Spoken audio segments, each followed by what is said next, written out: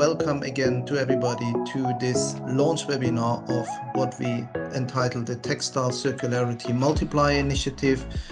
My name is Lutz. I'm the Secretary General of the Textile ETP, the European Textile Technology Platform, which is the organizer of this webinar and also the initiator of this initiative.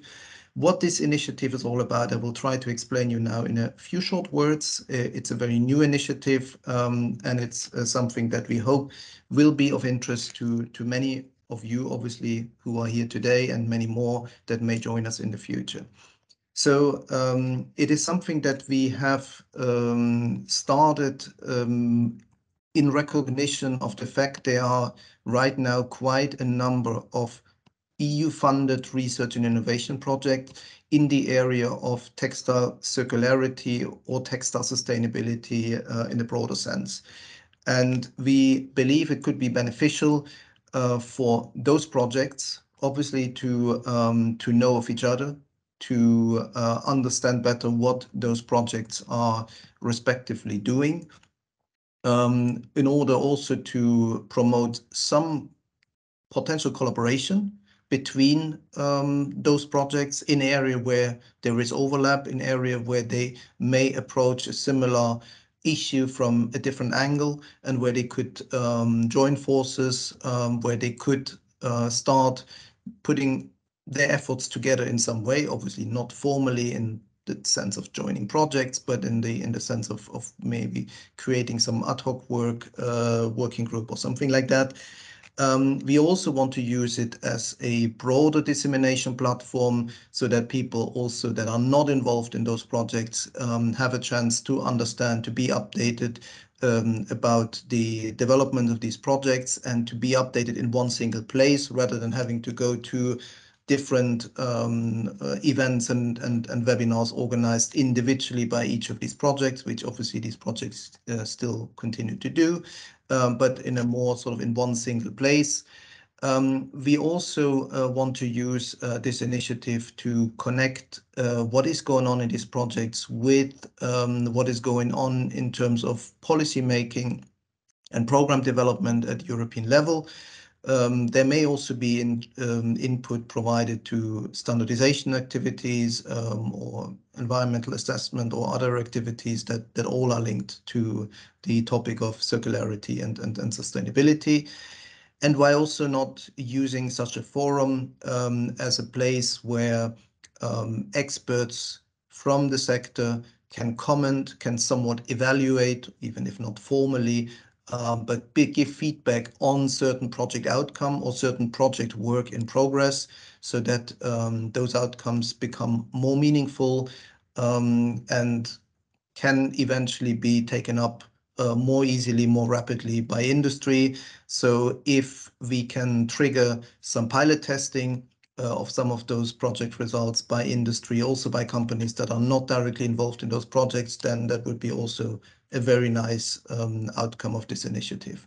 So it is very early stage, and a little later for the wrap-up session, I will give you some information on how we want to move forward with it. Right now, we have discussed it with 4 what we call initial member projects, which all will feature in today's agenda. The HereWear project, which has been running since 2020, the Trick project running since 2021, and 2 newer projects, IRIS and CISUTAC, which started running only this year. We believe there is scope for more projects to join this initiative in the future. There are more projects already running in this domain at European level. There are some projects that are just about to start. We have one project that is basically just starting next month in October that is presented also today. So there is scope to enlarge this initiative in the future. But we start with these initial 4 project members, and all 4 of them will be featured, will be presented later on today. So having then moving on, you will see in the agenda that these projects will be featured, and I will now hand over to my colleague Camilla, who will guide you through today's program. And as I have to briefly leave you here because of a double booking today, but I will be back. Camilla, if you could take over and introduce the agenda and the sequence of things for today. Sure, thank you, Lutz, and good morning, everyone. So indeed, we are looking ahead a long morning.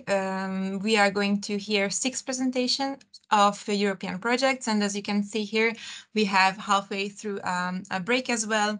We are going to conclude with a Q&A before the wrap up around 12:30.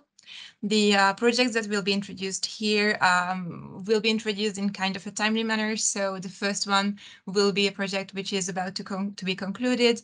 Then we will hear about some projects which are more or less halfway through their whole full project time. And then towards the end, we will hear about more recent projects which have recently launched or even about to be launched very soon. So this is our program for today, and I think we're a little bit ahead of time, but if our first speaker is already available, Daniele, then I think we can already launch with the React project. Hi, yes. Daniele, good morning. Hi, Camilla. Hi. Good morning, everyone. It's a pleasure for me to stay here in this launch of this initiative to show the final result of this project that's finished today. This is the last day of the React project.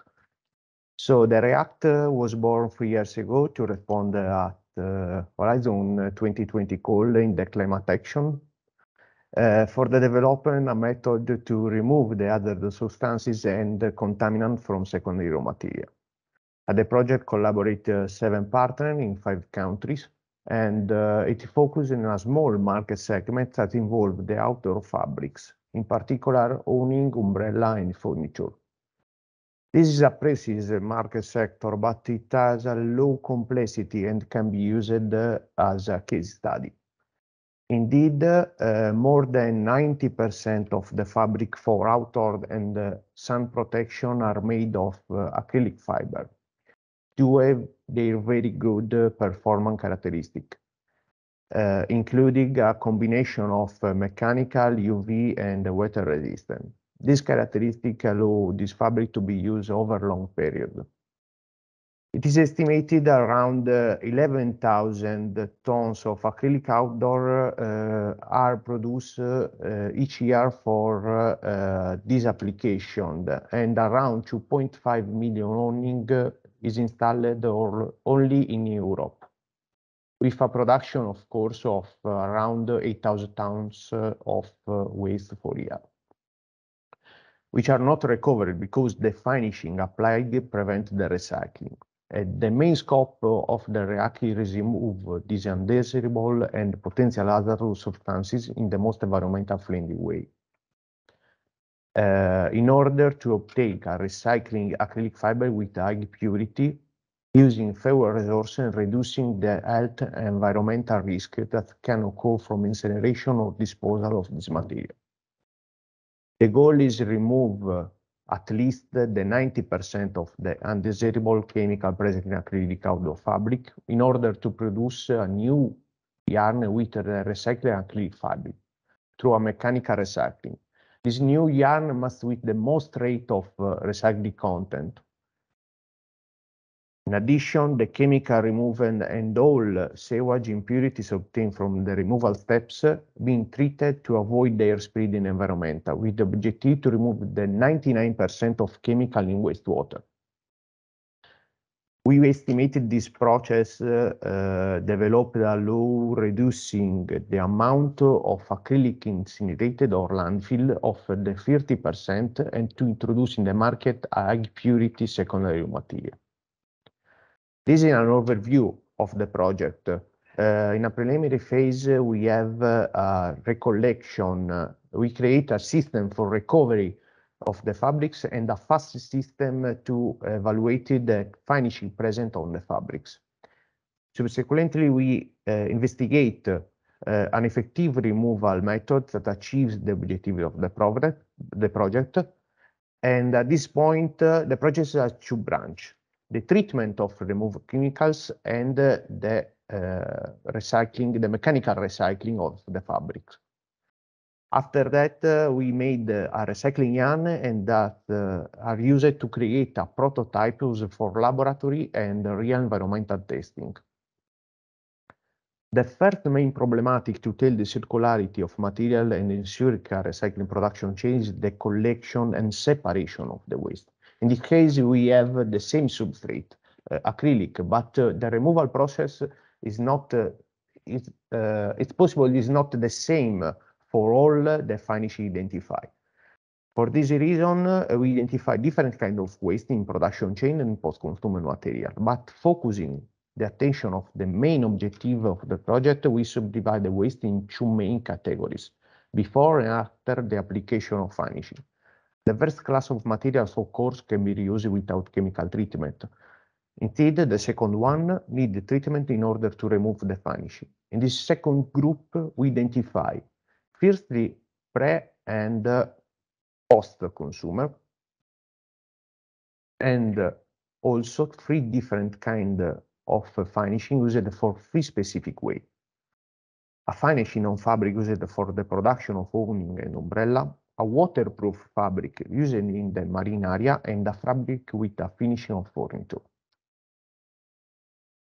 We create a laboratory fast method of separating the fabric in according to their finishing and their origin with the production chain. We develop a sorting protocol based on near-infrared spectroscopy, on which are based the common automatic sorting for the plastic. We create a method based on a spectroscopy that identifies the kind of the finishing on the acrylic fiber, but also the difference between the pre and the post-consumer, with a non-destructive method to separate the acrylic waste and use the best method removal process for any class of textile. The removal process are being developed and screening a huge methodology and different chemical and physical approach. Many laboratory tests are being performed, and finally, the best methodology to remove at least the 90% of the finish is a combination of chemical mechanical washing before a sequentially acid and basic hydrolysis, performed with different chemicals.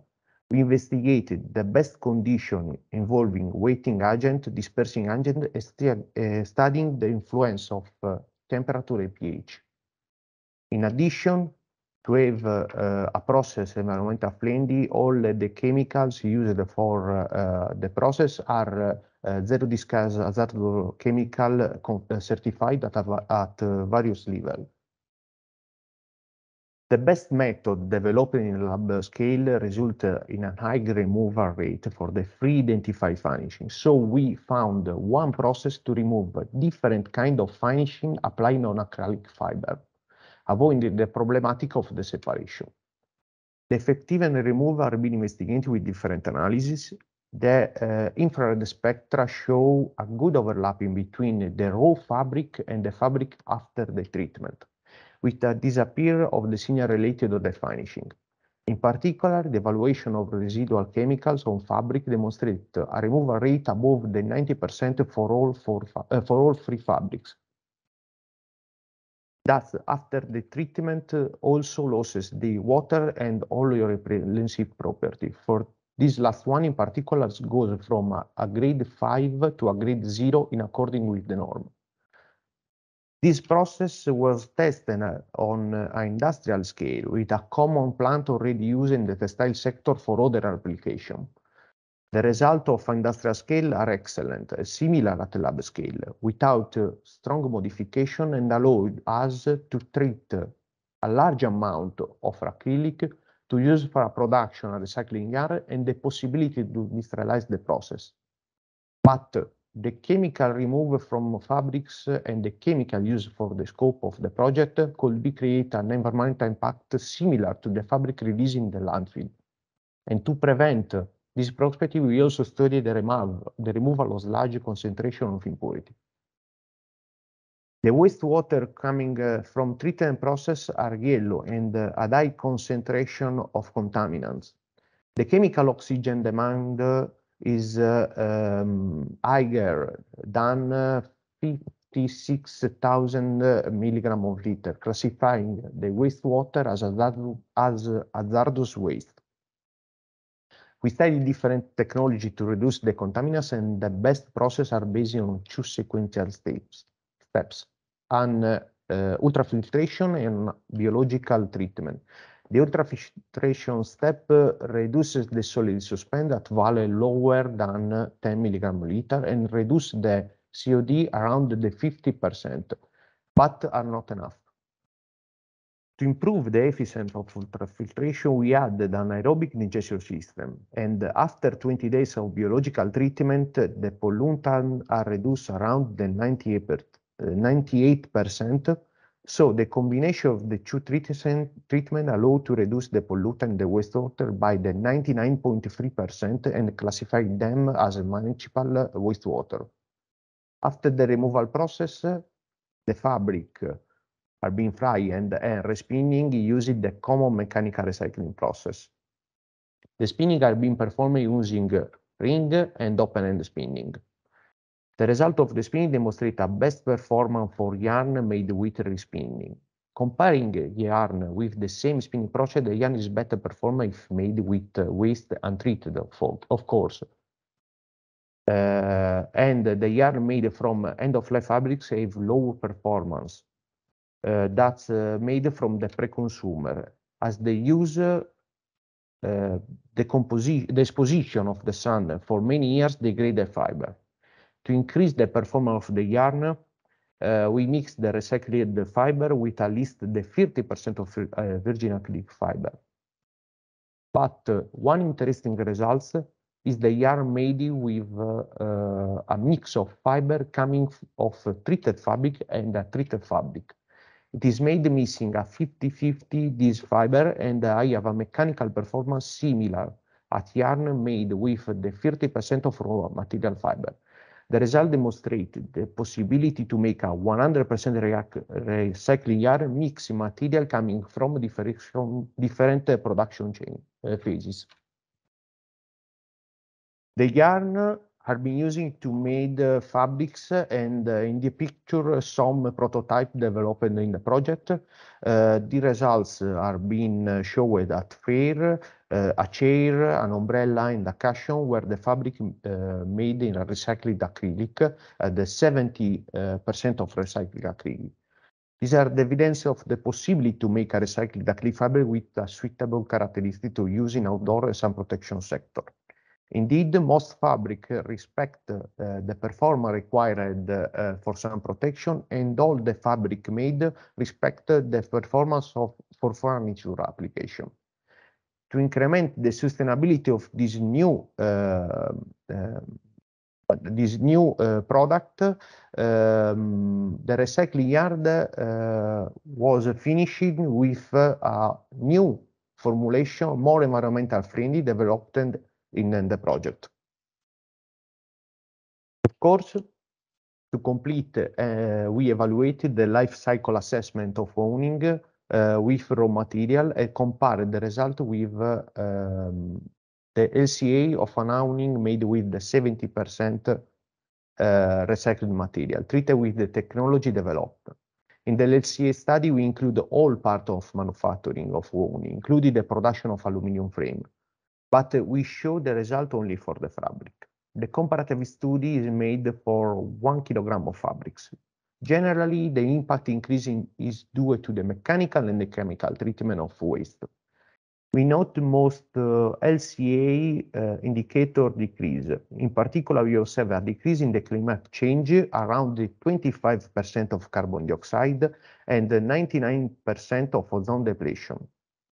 An increase of impact higher than the 15% are present for three indicators: the human toxicity, ionizing radiation, eutrophication of fresh water. The increase of eutrophication and human toxicity arises from the use of more chemical than raw fabric and the more wettability of recycled fabric that use more water for finishing process. Instead, the ionizing radiation increase is due to the French energy mix, mostly nuclear energy. And ionizing radiation is a category very much influenced by nuclear energy source, because the frying process are made in France. But in general, the impact of the new technology are positive compared to the use of raw material. Finally, the removal of the process of the chemical lead a positive impact of recycled material purity. Indeed, we could remove at least the 90% of chemical on fabric. The purity of the final product could be incremented with the emission of recycled fiber with regenerated or virgin material, without less the performance of yarn, opening a new market for the acrylic. The case study of the reactive will be used as a starting point for extending the technology at other kind of fiber or other sector with similar problematic, such as the personal protective equipment. Moreover, environmental health risk will be lower because the other substances in recycled product, because prevent the landfill disposal or incinerated, are reduced. So thank you for your attention, and if you have a question, I am here. Thank you very much, Daniele, for your presentation of the REACT project, and then congratulations for concluding the project today. And now I would like to move on and invite Lien van de Schueren and Willem Uyttendaele from Textile to present the HereWear project to us. Good morning all. It's really our pleasure to be able to present you today the HereWear project at this first event of the Textile Multiplier initiative. So what would you like to discuss today? So maybe first of all, my name is Lien van der Schueren, and together with my colleague Willem, we will give you the overview of the HereWear project.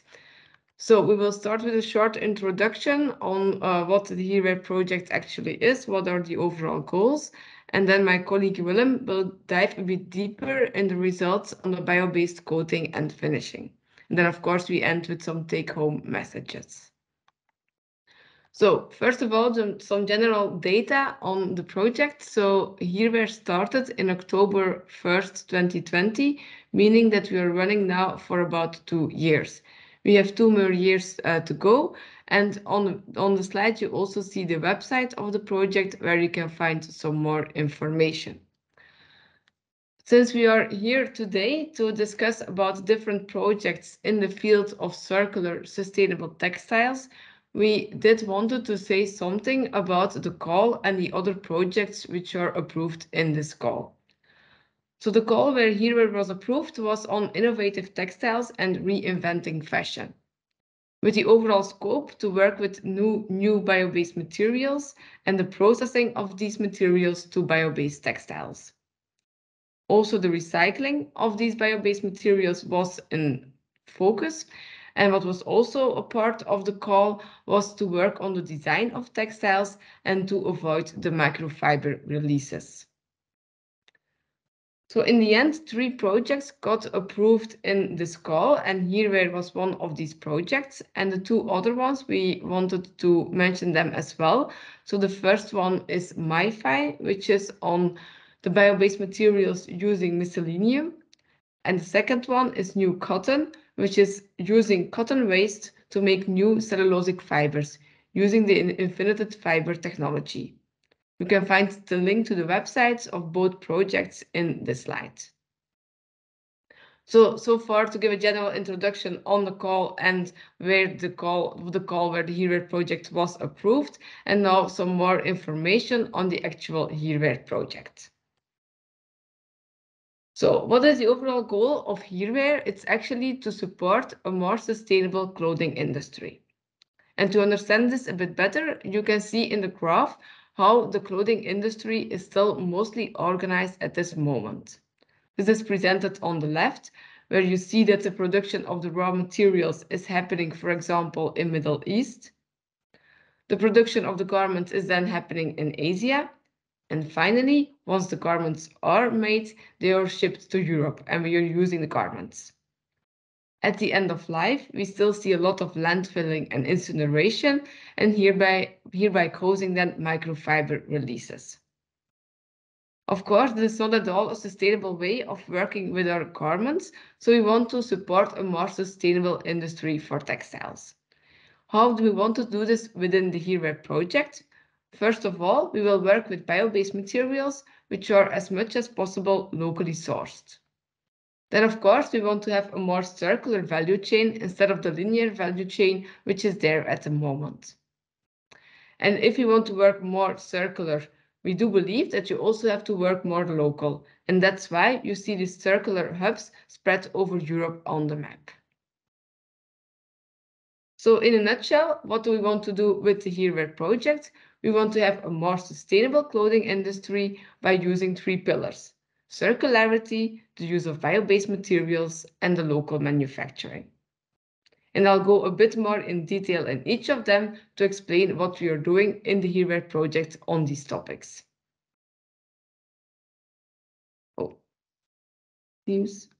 Okay, there seems to be some slides missing. So I'll explain it without the slides, sorry for that. So first of all, for the pillar on circularity, what are we doing there?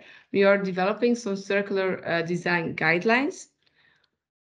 And also we are developing some software tools because, of course, there are many things at the moment happening in the textile world, many things on design, and brands and designers are not always aware of what is the best option to go for. And that's why we are developing some software tools to support the brands and the designers.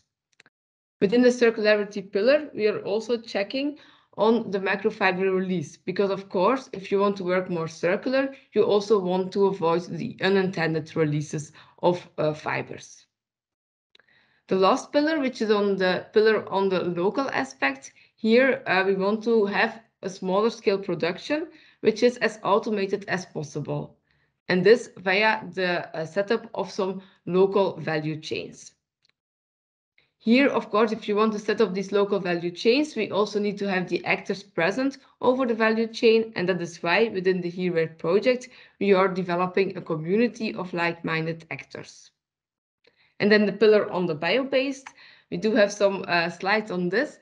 And here the goal is to actually find more sustainable alternatives for the materials which are now most often used in the clothing industry. The first one is the cotton, which is of course a bio-based material, but the growth of cotton does require quite some water and thus a high environmental impact. Here we want to have a more sustainable alternative, making cellulose from bio-based sources. And an example of sources are straw and seaweed. Another material which is a lot used in the clothing industry is polyester. And here we want to have a bio-based polyester which can replace the fossil-based polyesters currently used. Of course, we also have a lot of other steps in the clothing value chain, which are coating, printing, dyeing, and also these steps are being developed to be bio-based. So here in this slide, you see an overview of the HereWear circular value chain, where we start from the bio-based materials, make yarns and fabrics out of them, and then finally make our garments. Then we are looking at the end of life, how we can make this as fitting as possible, focusing also on reuse and repair. Of course, as you can see, there are many things to be tackled within the HereWear project, which is not feasible by an institute on its own. And that is why we are cooperating within the HereWear project with a whole range of partners. And Centexpel, the institute we are working for, is the coordinator of this HereWear project. Then some more information. As I mentioned before, we want to have this local manufacturing, this manufacturing via microfactories. And for this, of course, we need to have the actors over the value chain to set up these actions and to be able to perform the production again in Europe. That is why we are building this HereWear community. And the idea is to bring people together who have the same view, who also want to have a more sustainable textile and clothing industry. And here we are following the quadruple helix model, meaning that we are bringing together people from all different angles. These are, of course, the companies, the SMEs, but also the research centers. And next to this, also the policymakers, the authorities who can support our transition. And then, of course, we also need the citizens, the NGOs to support us. That is why we are actually really building this community of actors from all these different angles. And as I mentioned, we want to work more locally, so we start at a local level and feed into the national and European level. What is of interest here for you, that we are actually building this community at the moment. And everybody is free to join our community, and you can find here the QR code to have some more information on how to join. And if you're joining our community, you'll have access to some dedicated information. And also what's very important is that you will be able to get into contact with the broad network who have the same views as you have on a more sustainable clothing industry. And also you will be able to get involved with some of our project activities. So with this, a warm welcome to join our HereWear community. As the next, we would like to show you some more of the bio-based textile developments that we have been reached so far. As I mentioned already, we are developing an alternative for the currently used fossil-based polyesters in the clothing industry. Here we are focusing on biopolyesters, and as a biopolyester-based material, we work with polylactic acid, PLA. However, in order to improve the properties and to make them more fit for clothing applications, we are blending the polylactic acid with other biopolyesters. In this way, we can make a biopolyester fabric which has properties which are in line with what is needed for the clothing applications. We are also developing an alternative for our cellulose materials, for the cotton. Here, as I mentioned, we use, for example, straw as raw material. As you can see, we already made some straw-based cellulose yarns and made a small fabric out of these materials. And comparing the properties of these straw-based cellulose materials, they are indeed in line with what we would expect from a man-made cellulosic fiber. Then also the bio-based coating and printing has already been developed or is being developed at the moment, but more information on that will be presented by my colleague Willem after this. As a last development, also a first prototype has already been developed in the first year of the project.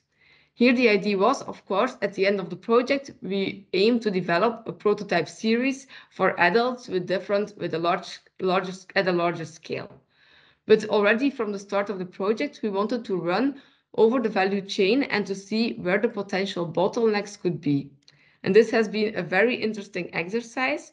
And in the end, we could make a series of 10 dresses for a child using the biopolyester materials. We have learned what we still need to improve, but we have also seen that we can run through the value chain with our bio-based materials. As I mentioned, as a next part of the talk, my colleague Willem will go a bit deeper on the developments of the bio-based coating, printing, dyeing, and finishing. So, Willem, I'll give the word to you. Yes, thank you, Lien. So if we go to the next slide, what I will talk about now during the next 15 or 20 minutes is some of the developments that we've been doing within the HereWear project regarding bio-based coating, printing, but also finishing and dyeing. Then if we go to the next slide. So first of all, I will start off with bio-based coating and printing. The way we do this is we use some promising thermoplastic bio-based polymers, mainly here then PLA and PHA. So if we go to the next slide, I will shortly introduce just PLA and PHA, so we're all on the same page. So first of all, PLA or polylactic acid. This is actually a polymer of lactic acid, something you might know from the yogurt that gets sour. But in industry, it's actually produced by fermenting sugars. So sugars from, for example, sugar cane or from corn can be fermented into lactic acid and in that way turned into a biopolymer. So this biopolymer is thermoplastic, but generally known on its own to be quite brittle. But the advantage of this polymer is that it's actually quite cheap. So it's named also one of the most promising bioplastics, also due to the price.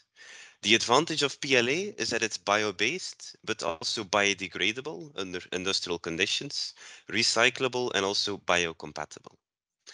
Then if we look at PHA,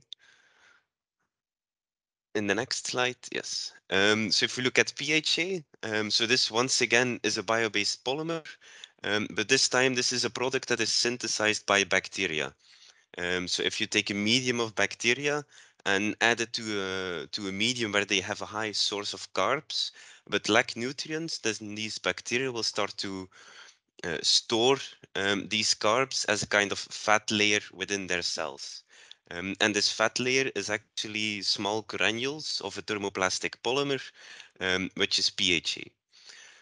The advantage of PHA as well is that it's not just one type of polymer, it's actually quite a broad range or a broad type of polymers, similar to how there is a broad range of different types of polyurethanes. What we can do also with PHAs is that these bacteria don't only consume sugars for these to synthesize these polymers, but they can actually use a wide range of carbon sources. For example, sugars, oils, and also quite a few waste streams. So for example, leftover oils from frying can be used to synthesize PHAs. The advantage of a PHA is that it's bio-based. It is biodegradable under a range of conditions. So unlike PLA, it's not just limited to industrial biodegradability. Next to that, the PHA is also recyclable and biocompatible. Then in the next slide. So now the question remains, how do we turn this PLA and PHA into something that we can actually coat or print with? So here at Centexbel, we took inspiration from PVC, in which a PVC powder is combined with a plasticizer, which can then be used as coating or printing. So what we did here is we did the same actually with PLA and PHA. So we took our thermoplastic powder, which is then the PLA and the PHA, mixed it with plasticizer, and then used this to prepare a formulation for coating and printing. The disadvantage here is that it's not that easy and it doesn't work by just mixing these two components. And we actually need some additional components, mainly water and some processing aids to get to a nice, smooth formulation, which can then be used for coating and printing applications. So if we go to the next slide. So this PLA and PHA hydrosol is what we then called it, has some advantages. So it has about 40% solid content. This means about 40% of PLA and plasticizer and about 60% of water. Here it is also relatively cheap. So because we use PLA, which is quite cheap, and the plasticizers are based on natural fatty acids, which are also not that expensive. So the base products are relatively cheap. It's an easy one-step process to make of essentially just mixing them together, and it's completely free of any organic solvents. The bio-based content depends a bit based on the application and the plasticizers we use, but it varies between 76 and 91% of bio-based content. This hydrosol is also compatible with a range of fillers and colorants, so we can add a wide amount of, for example, cork-based fillers or different pigments into this formulation. In order to turn the formulation into a coating, we of course have to fuse the plasticizer and the PLA by melting it, and heating here for 3 minutes at 160 degrees is enough to obtain a smooth coating or a smooth print. This development is also patented since recently and also won this year's Textile Innovation Award. Then if we go to the next slide. So what we then also investigated is the biodegradability of these coatings and prints, because once you start combining materials, it's important to reevaluate if the combined material is still biodegradable. What we see here is that PHA coatings are home compostable because also the PHA on its own is home compostable. However, the PLA coatings are not home compostable, but they are industrial compostable. So we have done some trials to try and improve the compostability of PLA and get it to the level of home compostability, but all we could improve were the disintegration rates, which you can see on the top right. However, the conversion into CO2, which is the graph on the bottom, only reached about 20 to 25% after more than half a year. So from this, we can conclude that the PLA-based coatings and prints were not home compostable. So if we go to the next slide, I will start going over some of the results that we obtained with these materials within the HereWear project. And I will start with some of the bio-based printing.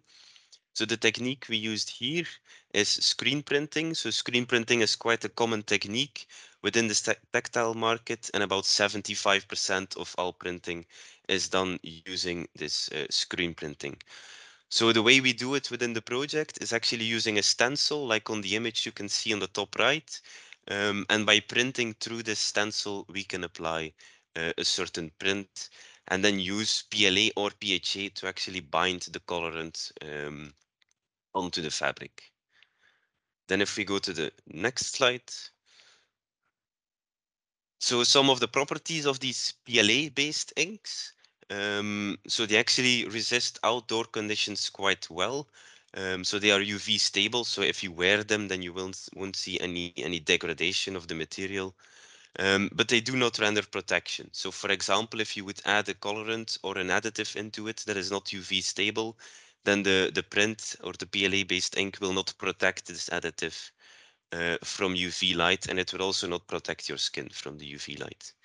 The abrasion resistance is actually excellent. So for a Martindale test, we were able to do 80,000 cycles of this test without damage to the print. And actually the fabric itself started to degrade before the print showed any damage.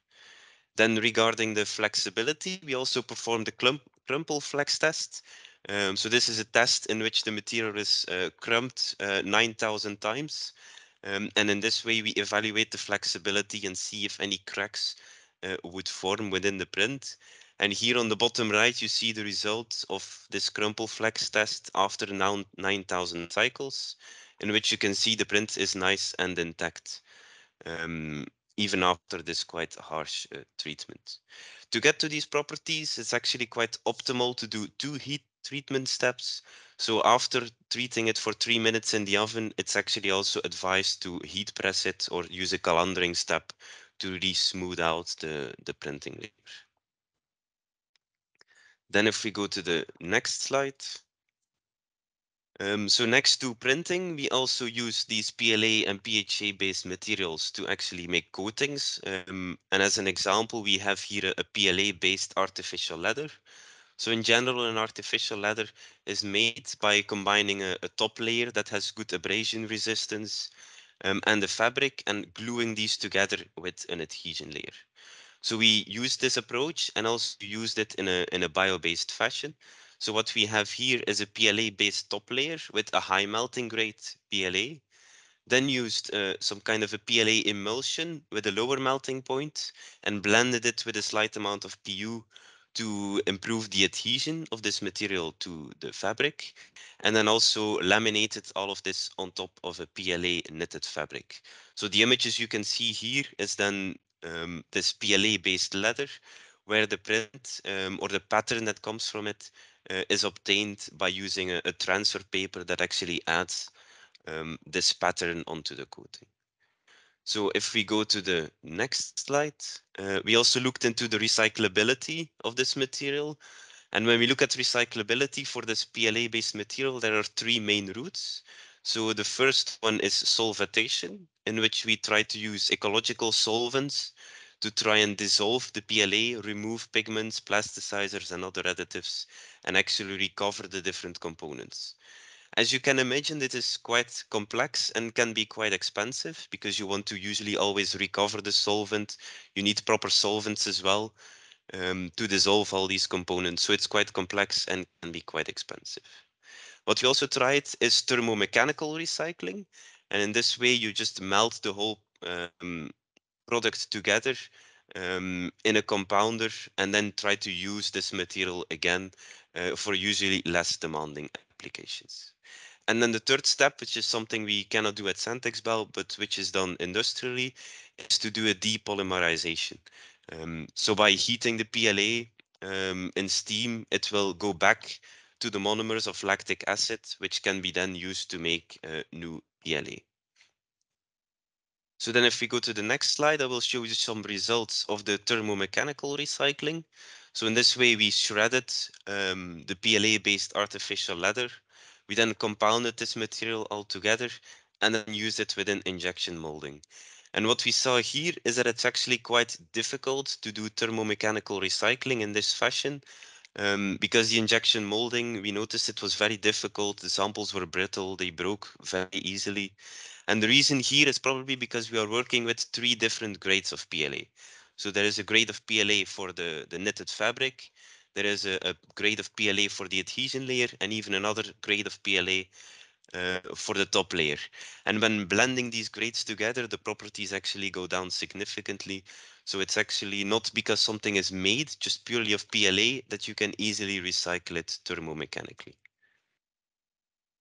Then if we go to the next slide, we also used PHA in this case to make a PHA-based leather. And in this case, we used only 2 materials. First of all, a PHA-based top layer, and then a linen fabric. The reason we use the linen fabric here instead of, for example, PLA is because this PHA has to be treated at a higher temperature, about 170, and it's not possible to fuse the PHA top layer without damaging the PLA fabric. So in this case, we use the linen fabric and the PHA top layer. And what we notice here is that once again, like all of these materials, they show excellent abrasion resistance. And actually, when we look at the PHA, it actually has much better flexibility than the PLA materials. It's also compatible with a wide range of pigments. So the samples you see here on the slides use a blue and an orange reddish type of pigment. And they also show quite good UV resistance. So minimal strength loss of these materials after 19 hours in the QUV test, and also no visual difference if we just put them outside for a full month. Then if we go to the next slide. So I will now continue also with some results on dyeing and finishing. So here what we try to do is use some biodegradable or bio-based colorants to dye PLA and viscose. So the dyeing of the PLA was done by Buyle, and you see 3 images on the top right using 3 different bio-based colors that were sourced from the food industry. So what we see there is that we have quite good color fastness for these materials when it comes to, for example, sweat resistance, when it comes to bleeding.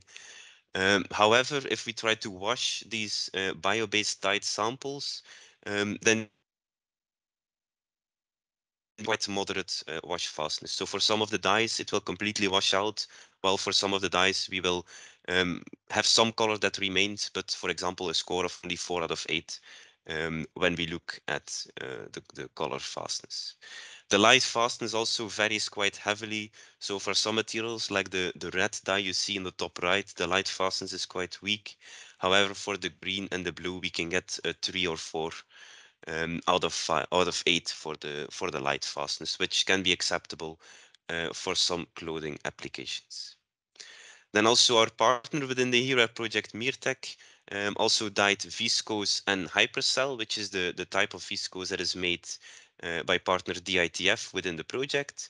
And what we saw there for dyeing the viscose is that we can actually obtain very good color fastness, good wash fastness, and good light fastness using bio-based or biodegradable dyes. So some images to give you an idea of those dyes you can see on the bottom right. So there is a variety of colors, but we aren't able to achieve the very bright and brilliant colors yet. But as Lien said, we still have 2 years for further optimization. Then if we go to the next slide, and this is one of the final slides with results from the HereWear project. We also, within the HereWear project, work on the application of bio-based finishes. And the goal here is to reduce the release of microfabrics that get released during both washing of the fabrics, but also during the general use. So usually when washing fabrics, quite a lot of microfibers, for example, from a polyester, can end up in the wastewater. And the goal is to reduce this using a bio-based finish. So here we already did a proof of concept using a polyurethane finish, where even with a pickup of just 0.2 grams per square meter, we could reduce the percentage of microfiber release from 0.033% down to 0.02%, so a reduction of about 15 to 20 times, just by applying this finish in a very low weight. So the goal out now is to do a follow-up on this project, on this test, using bio-based and biodegradable alternatives, like for example chitosan, pectin, etc. Then if we go to the next slide. So I want to end this with some take-home messages. Now that we've shown you quite a few results of the HereWear project, explained what the HereWear project is. So once again, the goal here of the HereWear project is to make clothing more sustainable by doing the required innovation, covering really the whole value chain for the clothing industry. And once again, I would like to highlight here the HereWear community that we are building. So if you're interested in this community, please join us towards this goal. Then regarding the practical results from the HereWear project, we see quite a high potential for these PLA and PHA-based coatings and prints for textile and clothing applications. We also realize that it's viable to actually use bio-based dyes to dye these bio-based materials. And then also we see some good indicative results to reduce actually the release of microfibers during the use of textiles. So with this, I would like to conclude. If we go to the next slide. So with this, I would like to conclude. And if you have any questions, then feel free to ask them in the chat, or you can send an email to my colleague Lien, me, or just go to the HereWear website. So I want to thank all of you for your attention, and I wish you still a good day and a nice weekend. Thank you so much, Willem and Lien, for this very interesting presentation, which indeed generated quite some questions. So I hope you can stay with us until the Q&A. And now we can move on to our next speaker, who will be Piero De Sabbata from Enea, Italy. And he will talk about the TRIC project, more specifically about blockchain-based textile supply chain traceability. Thank you. So I have to present the project TRIC that is dealing with the aspect of circularity and sustainability of the textile and clothing product. My presentation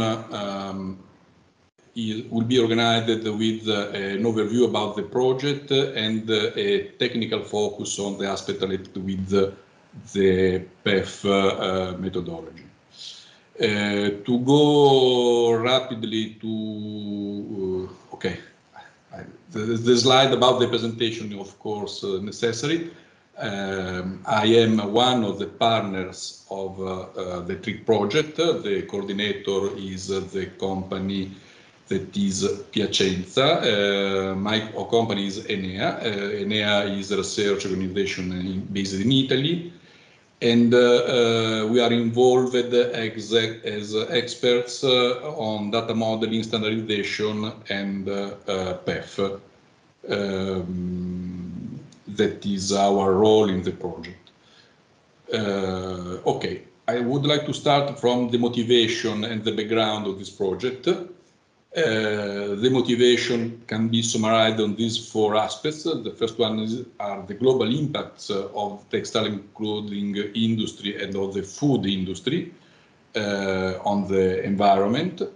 The second one is about the necessity to support the transition from linear to circular economy with an increasing demand of the consumers about this. The third one is about traceability and transparency. I will come back about this later, but we understand that there is an increasing complexity of the supply chain and an increasing demand for transparency. Last but not least, the digitalization blockchain technologies. Of course, it is a number of years that we speak about digitalization, but recently we have added a new technology that is promising for a lot of aspects that are very interesting for us, that is blockchain. So the project I'm set putting at a glance the blockchain technologies in a real environment. This is an important statement that came from the industrial partners of the project. There is a trend in the market that is a deep trend that they see since the beginning and they expect that will last for a number of years. It is the emergence of a new luxury segment. Marketing people like acronyms, so they call the HereWear, high earners not rich yet people. And the expectation or the idea that we have about these people is that are looking for something that is authentic, that is sustainable, and not fighting against the environment. So we think that the TRIC project could give something of interesting to this segment of market. It is important to observe that in the TRIC project we deal with two different kinds of products. One is about the luxury segment of the traditional jackets, suites, and so. And the second one is about the protective garment, but I will go on this later. Fine. When we speak about these that are the basic starting point, in reality we have to go in depth on two aspects. We expect to have the need to tackle these two key aspects. The first one is the green washing and the necessity to contrast the greenwashing, because only fighting against greenwashing we can support the really virtuous firms. And there is a lot of work that we need to do in order to be able to support the claims that companies could propose to the market with real evidences and at an organizational effort and economic effort that is effective and affordable for the companies. Another aspect that makes this urgent is the concept of extended producer responsibility that is growing and requires more and more transparency on the supply chains. The second aspect interesting in TRIC is the aspect about the usage of, let's say, objective indicators, quantitative indicators. We are going in a direction where data are relevant, but it is important that data are synthesized with indicators. The PEF methodology is one of these. I will come back on this later. But the same is also for indicators about circularity. We have a problem of data to be managed. People like a lot big data. Today we speak about small data, that are many data in small quantities, but with a lot of knowledge inside. The framework where we are moving is a framework where there is an evolution of the normative constraints. There are initiatives about the United Nations about the sustainable supply chain and transparent supply chains in the fashion industry. We know there are in place the sustainable environment goals and the European strategy about sustainable textile. So we have a lot of elements that are changing our way to move and our way to produce, and we have to take them into account. Okay, I don't want to spend too much time in order to remember that we are working in a value chain that is very fragmented. Sorry. It is a complex supply chain, that of the textile.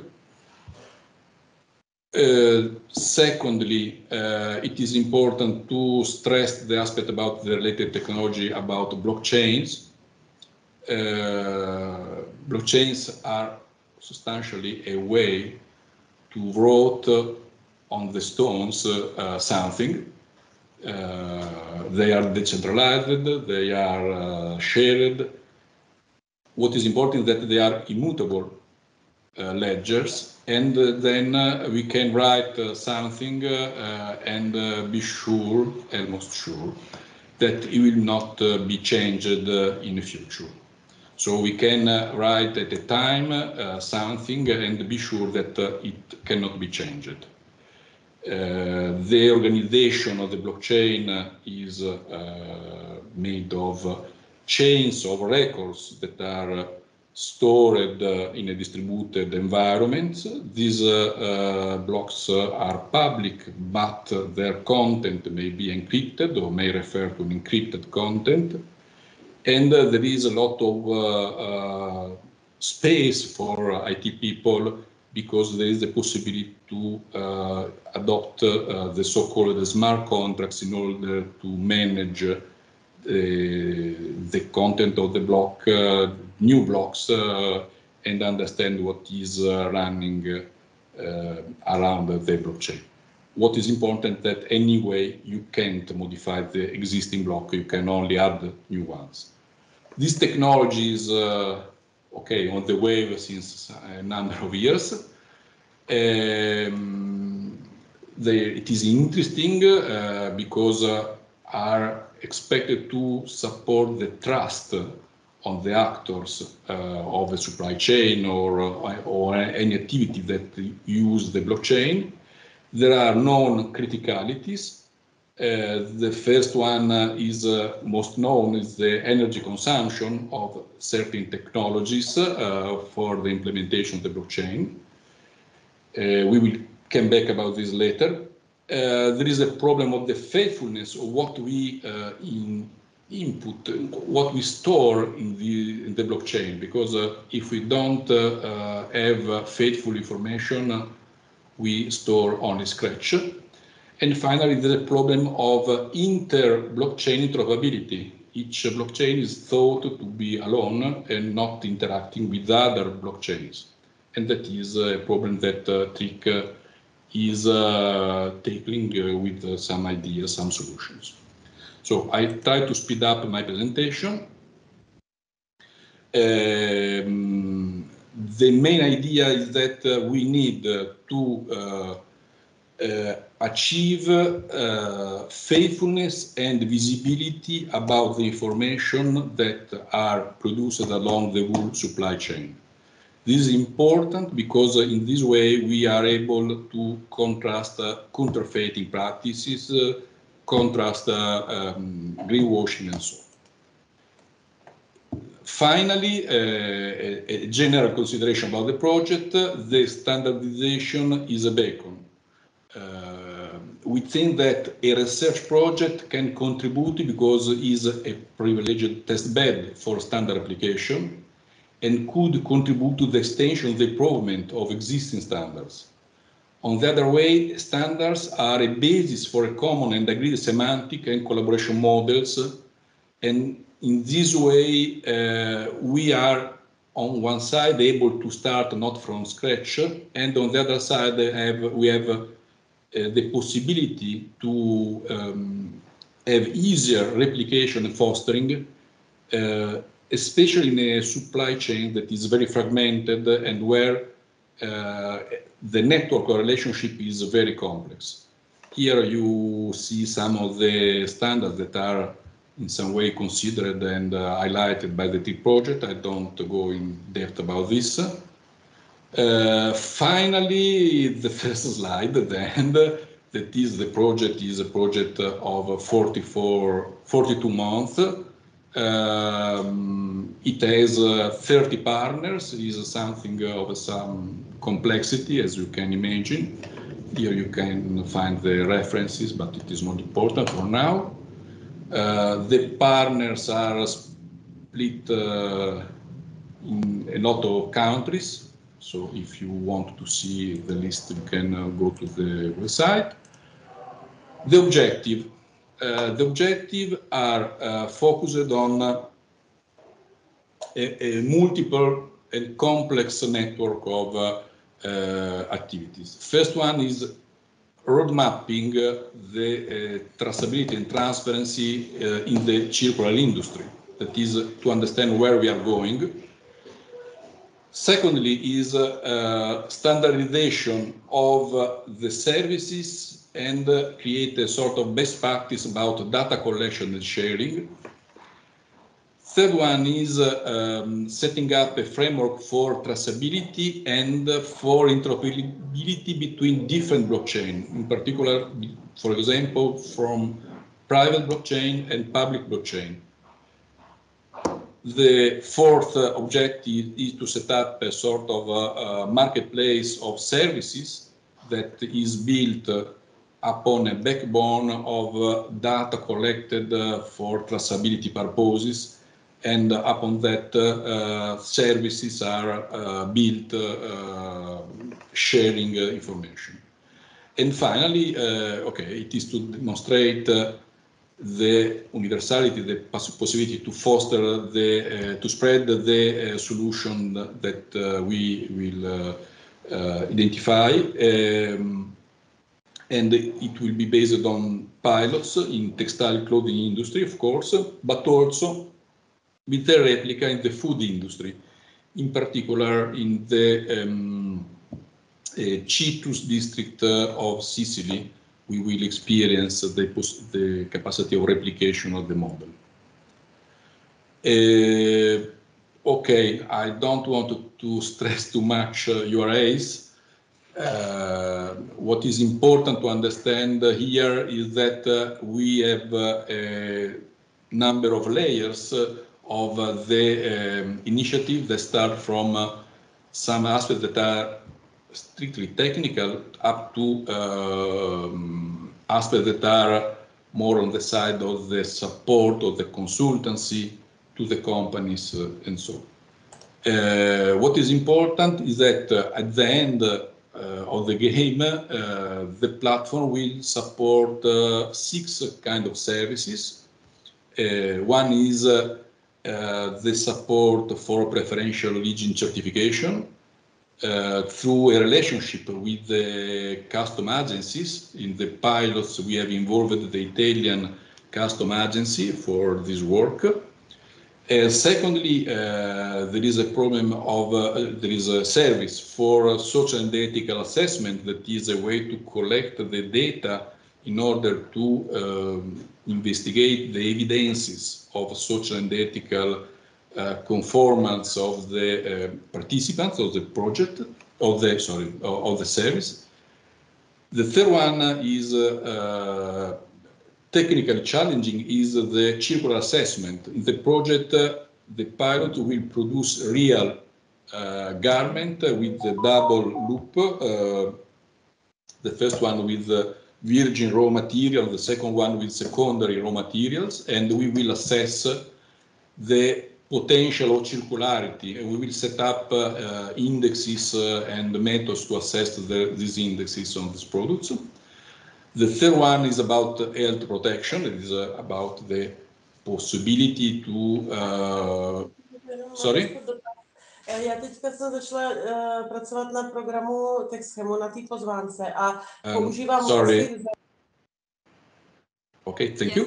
I muted the participant. I'm sorry, probably someone was on the phone. Thank you. At the beginning, I thought it was a question, but I understand it is not for me. Okay, thank you. Continue, Piero. The last, the remaining 3 services are the assessment of the aspect of real protection, mainly the presence of chemicals, and this is a way to lead a simplified way to assess what is risky in our production processes. The fifth one is the PEF environmental footprint, that is a service that is supporting the data collection and the study with the PEF methodology of the environmental impact of the products that we are managing. And finally, a service that is using artificial intelligence technologies in order to support the fight against the counterfeiting. So I have no time to describe everything about this. You have to think that we have these services. We have inside a model of life cycle with different usage model of the garments, including renting and so. We deal with the wool supply chain and the wool life cycle with the garment recollection of the goods, the recycling, and we will experience in the two textile and clothing pilots, and we will make a replica on the food. What is important is that the PEF study will be managed both on the first loop of the production chain in textile, and as well as in the secondary loop with the secondary raw material. That is the time schedule of the project, but I don't want to spend too much time about this. It is important that if you want to know something more about the actual outcomes, you can see at this code that you read here, the work made for the use case requirements collection, but mainly we have 4 policy briefs with recommendation for policymakers. One is about the path to our circular chains. A second one is about the promotion of policy, or the support to policies to promote circularity in the value chains of Europe. The third one is about the legal technical framework for a circular economy that investigated also the aspect at normative level.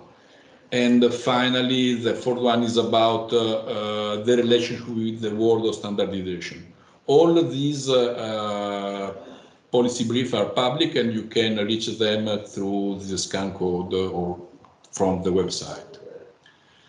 Okay, we did also a study about the use of QR code by the consumer, but I don't want to spend too much time, but you know that there is, and if you want, it is published as deliverable of the project. What is important is the following. We have this representation of the supply chain. You see that we came from raw material up to the garment production, retailing, usage. Here we have also tracking of, for example, renting of the garments and so. Then we have the recollection, and we have the management of the waste with different type of recycling and the reuse of, as possible, a large portion of this material as secondary raw material. Here you find the names of the companies that are involved. What is important to stress is, again, the aspect about the blockchain. We can tell you that we adopted an approach in the one of the blockchain involved in the project, that is the Quadrants blockchain, that have reduced a lot the quantity of energy that is necessary to create new blocks. Here you find the data. What is important that, okay, maybe too much technical, but anyway, we moved from the so-called proof of work to different type of proof of the veridicity of the blocks. But okay, if you want, we can provide more technical details. I want now to arrive to the focus on the aspect related to the PEF methodology. First of all, why PEF? PEF is the result of a decision of the European Commission in 2013 that established two methods to measure environmental performance through the life cycle of the products and services and for the organization. They are the so-called PEF and OF. Now we are focused on PEF, of course. There is a lot of work on this. There are periods of experimentation, assessment, whatever else. What is today our motivation to support the PEF?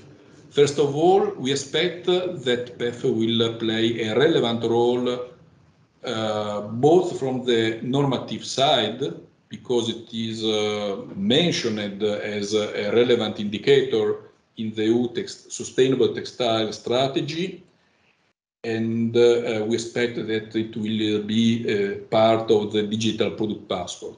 And secondly, we expect that market trends will ask for something like that, something that is able to measure the environmental performance of a good. And PEF is exactly this one. It is a multi-criteria measure of the performance of a good through the whole life cycle. That is important because we have to think in a systematic approach. Third element is that the aim of the PEF methodology is to obtain comparable indicators. That means that, at least in theory, we should be able to measure how much one product is more sustainable with less impact than another one. That is important because in some way we go in a direction that is to anchor a claim of sustainability of a product into objective and quantitative indicators. Fourth element is the work in progress that is conducted by a technical secretariat led by the Sustainable Apparel Coalition, that is establishing category rules for the application of this methodology for the apparel products. That means that we have a way to interact with them. We are able to influence what is the work that is in progress. Here on the right, you see the impact categories of the PEF. You see that there are a lot of information that are necessary to understand if we are influencing some of these impacts. This is a general list of categories. Of course, when you speak about a category of products like textile, you will have, and it is the role of the category rules, to understand which are the most relevant ones for your category of products. Anyway, the criticalities of PEF, at least from our point of view, are that a lot of different kinds of data are required, really a lot. The second criticality is that the category rules anyway are not still finalized. It is an opportunity, but also a problem for us. And okay, for the PEF, the idea is that they use primary data collected from from the field, but we have to collect them from complex multi-actor supply chains, and we know that there is a reluctance to disclose the internal data of the supplier and subcontractors. And on the other side, the so-called secondary data that we can extract from databases have the, is amplified by the fact that there are, of course, LCA databases, but still not PEF databases. They are costly. And anyway, they refer to average reference product services. And if we are working with the idea of the excellence of our supply chains and of our products, of our choices, as much as possible, it's preferable to have primary data, but it is a problem to collect them. Okay, I don't waste time on this.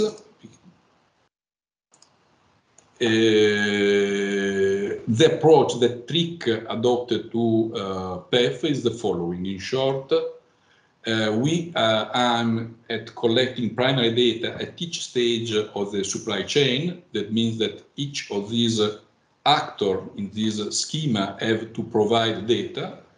We will implement a mix between disclosure of data collected along the supply chain and the usage of the blockchain in order to maintain encrypted a lot of data and extract only few indicators, few impactors that are guaranteed in some way by the existence of a mix of a set of data that have been already collected, even if not disclosed. It is typical of the blockchain approach. In case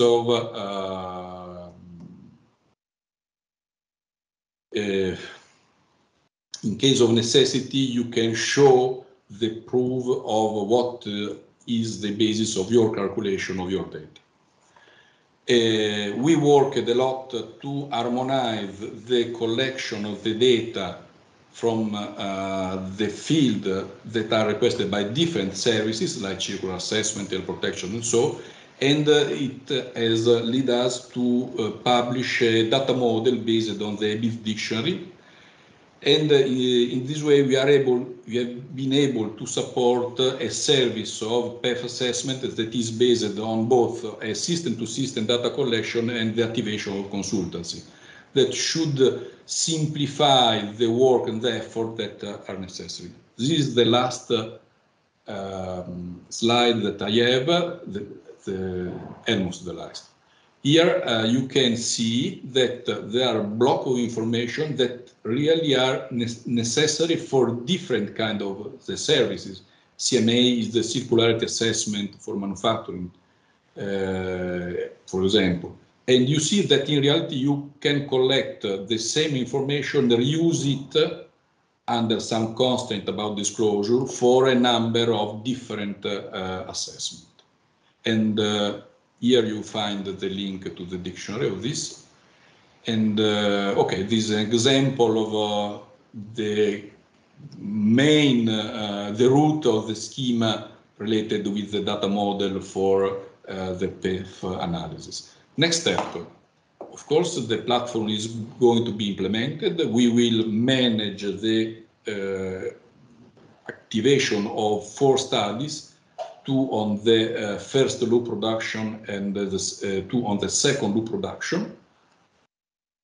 We expect to be able in the future to offer suggestions, comments also to the working group that is activated on the PEF category rules. And of course, we will investigate the next normative on digital product passport as soon as it will be implemented through delegated act for the categories of products of the textile and clothing industry. That's all. I hope to have been able to offer an overview about the project. Of course, me and all the other partners are available to go in depth on any aspect. Thank you. Thank you very much, Piero. We can move on with our next presentation about the IRIS project. I see Lutz is already on camera and ready to go, so I let you take over the screen sharing. And the floor is yours. Well, then let's let's continue with this second session. Very happy to have so many participants and also seeing very active exchange in the chat. So we'll get to that in our Q&A session. So let me kick off the second round with a presentation of the IRIS project, which is a little different from the projects that you've seen before in many ways. First of all, it's a much newer project. It only started in May of this year, so it's really at the very beginning of its work. It is also a project that is not a textile exclusive project, but it's a project that touches several material related sectors in industry. It's a project in which the Textile ETP is involved as a partner. We're not the coordinator of the project. That's the Swedish Environmental Institute, IVL. But we are the main partner in the project related to the textile sector, so it's more appropriate for us to present here today. So, well, the IRIS project acronym stands for relatively complex term. So the important thing is that the double S at the end stands for safe and sustainable. And that's basically what this project is about. It looks at a new concept, which is called safe and sustainable by design materials, products and processes. And let me quickly, as a first intro, tell you what that project is all about, because it's a very new project, a very new concept, and I think it's important that people understand what it is, what it means, and what it is there for. So it is basically a project, and shortly it's referred to as SSBD. So if I talk about SSBD later on in the slides, then you know that it means safe and sustainable by design. So the concept is a new concept which attempts to be comprehensive and science-based, a comprehensive and science-based concept to evaluate essentially new but potentially also existing chemicals and materials to ensure three things. First, that they are safe, both for humans and the environment. Secondly, that they have improved environmental footprint compared to existing materials and solutions. And thirdly, that they deliver really a performance and a value to all the stakeholders in the value chain, in the end market, and in the greater society that they have been made for. So, so that shows you sort of the comprehensibility of the concept. It is right now a rather theoretical concept because it's still under development. It's not something that is fully defined and fully adopted, but its intention is really practical application in industrial innovation practice. And it may also later have some use in policy making and regulation, which is not the case today. So it's very important to understand this is not a policy or a regulatory instrument. It's a scientific concept, it's a theoretical concept, which is supposed to be applicable in industrial innovation practice.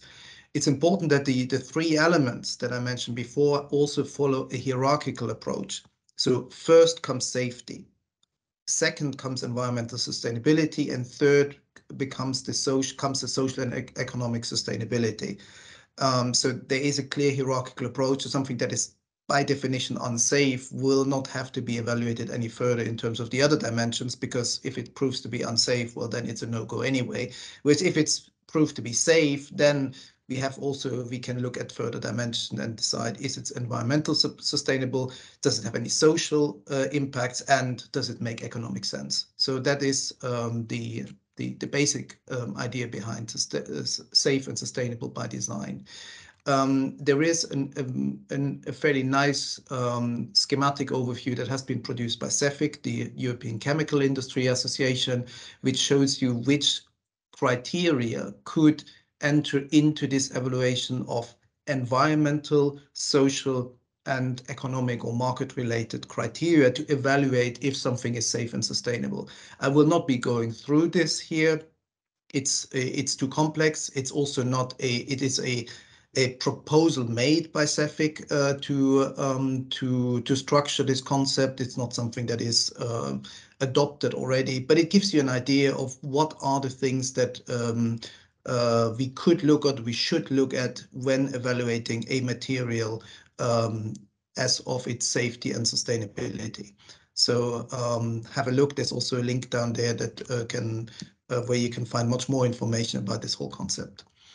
So this IRIS project, which, as I said, it started in May, will run for 2 years, is a project where we want to develop jointly with different sectors and different research organizations new skills and knowledge on this whole idea of safe and sustainable by design. How does this concept really work? And we want to look at how this concept can be applied in 6 specific industrial value chains. And one of those value chains is the textile value chain. As a side effect also, there should be a permanent expert network that should be developed around the SSBD concept. And we should also promote SSBD knowledge and best practices in the industry across Europe. So that is, let's say, the scope of the project.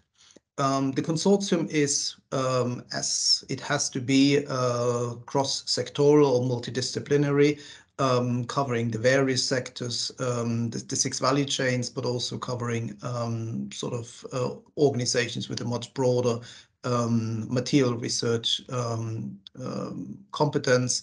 As far as textiles is concerned, we have 3 organizations involved with specific textile expertise. Obviously, the ETP as the leading partner for the textile value chain, but we also have EMPA, the Swiss Material Science and Technology Center, and VTT from Finland that both have fairly deep knowledge on textile subjects.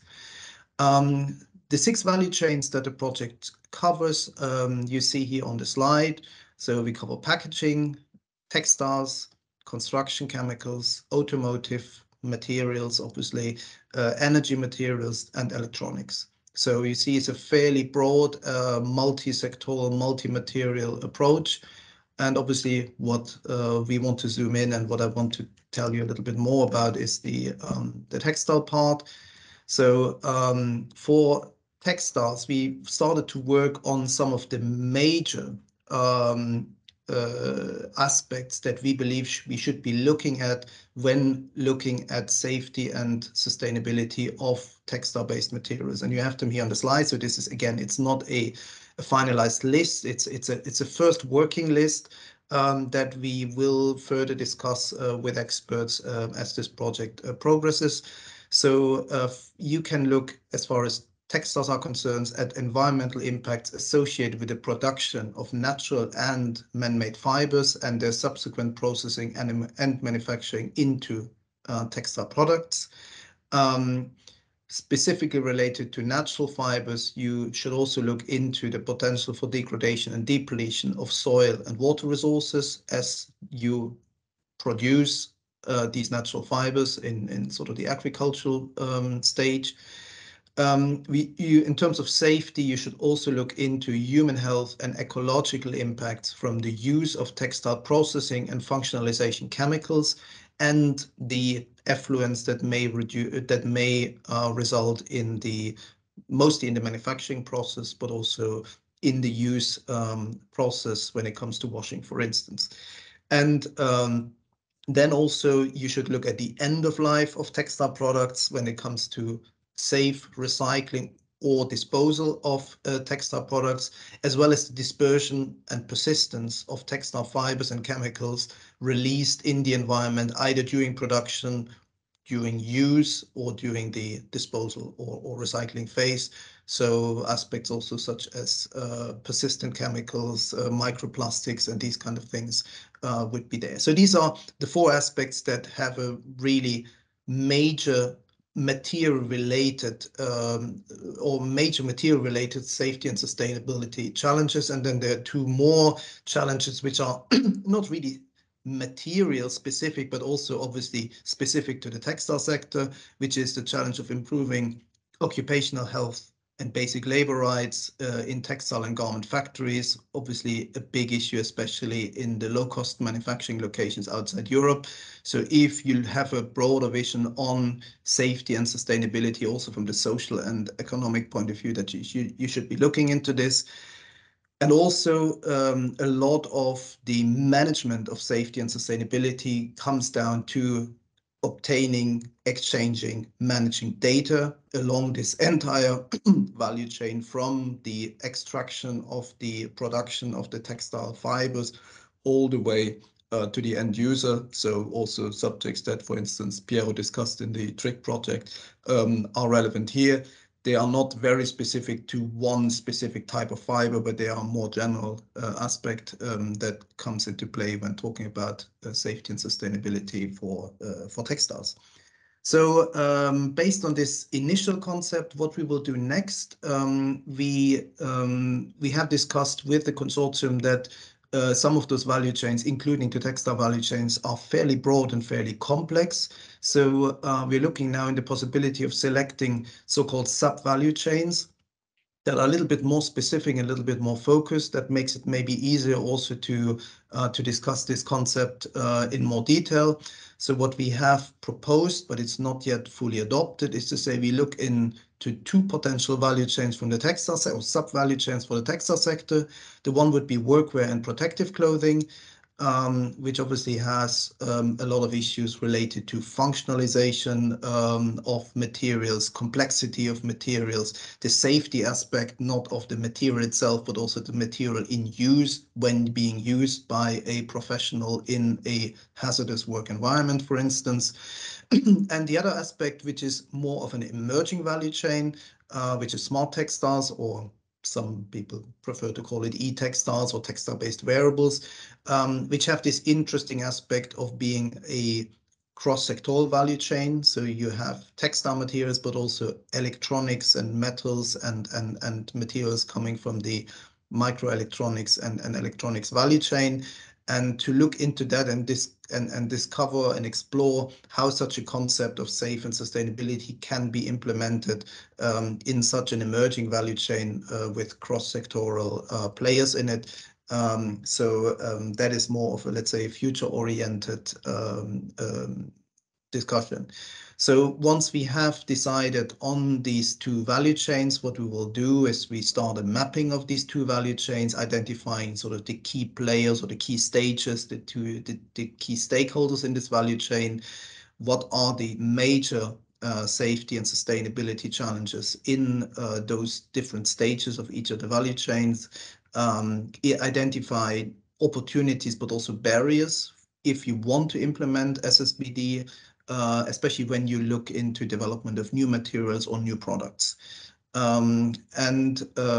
Once we have done that, later on in the project, then for each of these specific value chains to develop some kind of roadmap which would define what are research needs, what are skills, competences, also education needs, what knowledge and information needs to be shared if you really want to implement such an approach. So again, it is a very conceptual work that we do here. It's not work that has immediate impact on industrial practice, not immediate impact on policy making or regulatory work, but it's something that that is believed to have a really interesting potential for future application, especially when designing, when developing completely new materials.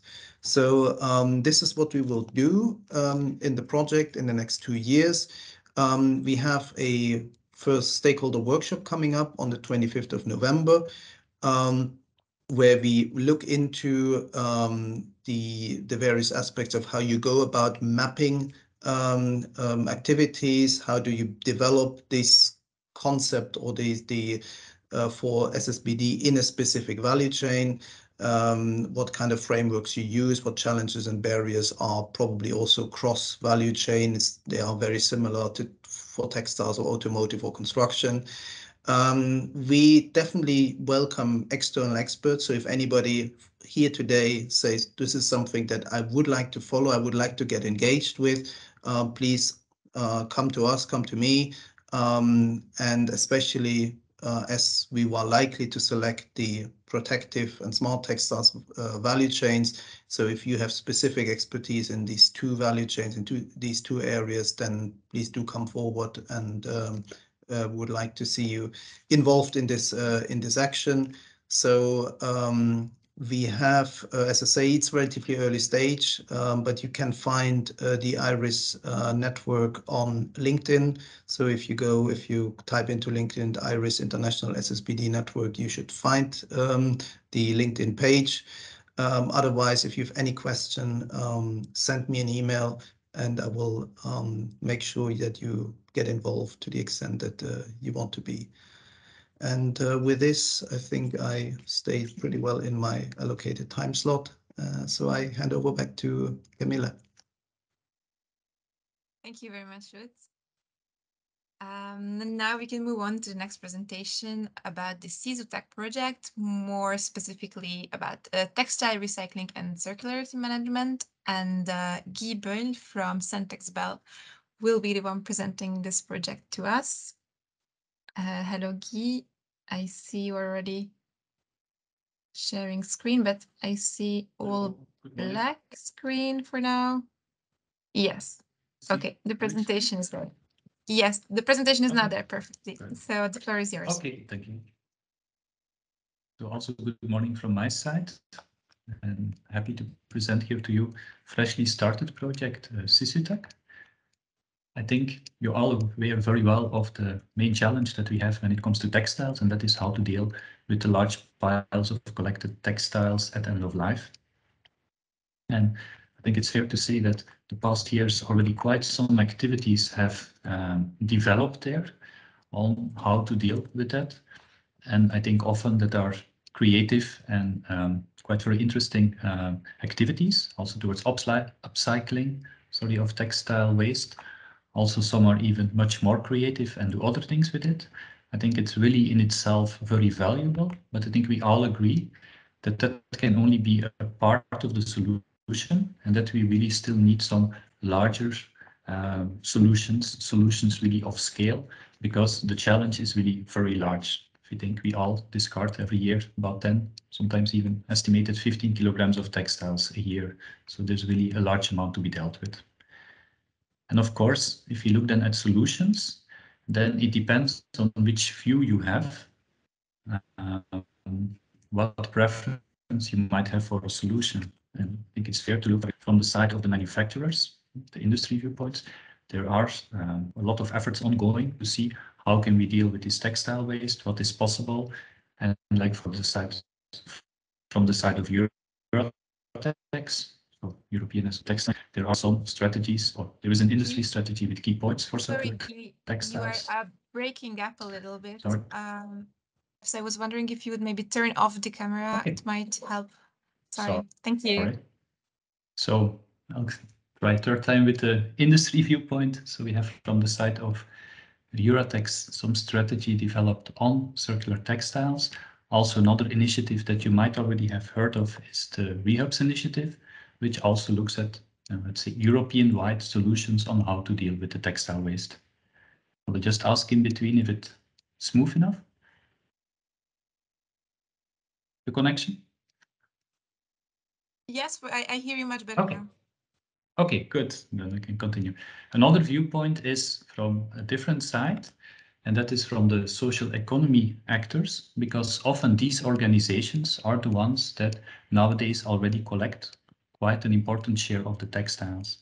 And so, of course, also from their side, they have, let's say, their experience, and from that, their own vision, their own ideas on how we can come to sustainable textiles, let's say also a fair and circular economy, because the aspects of fair and just for all is, of course, one of their core values.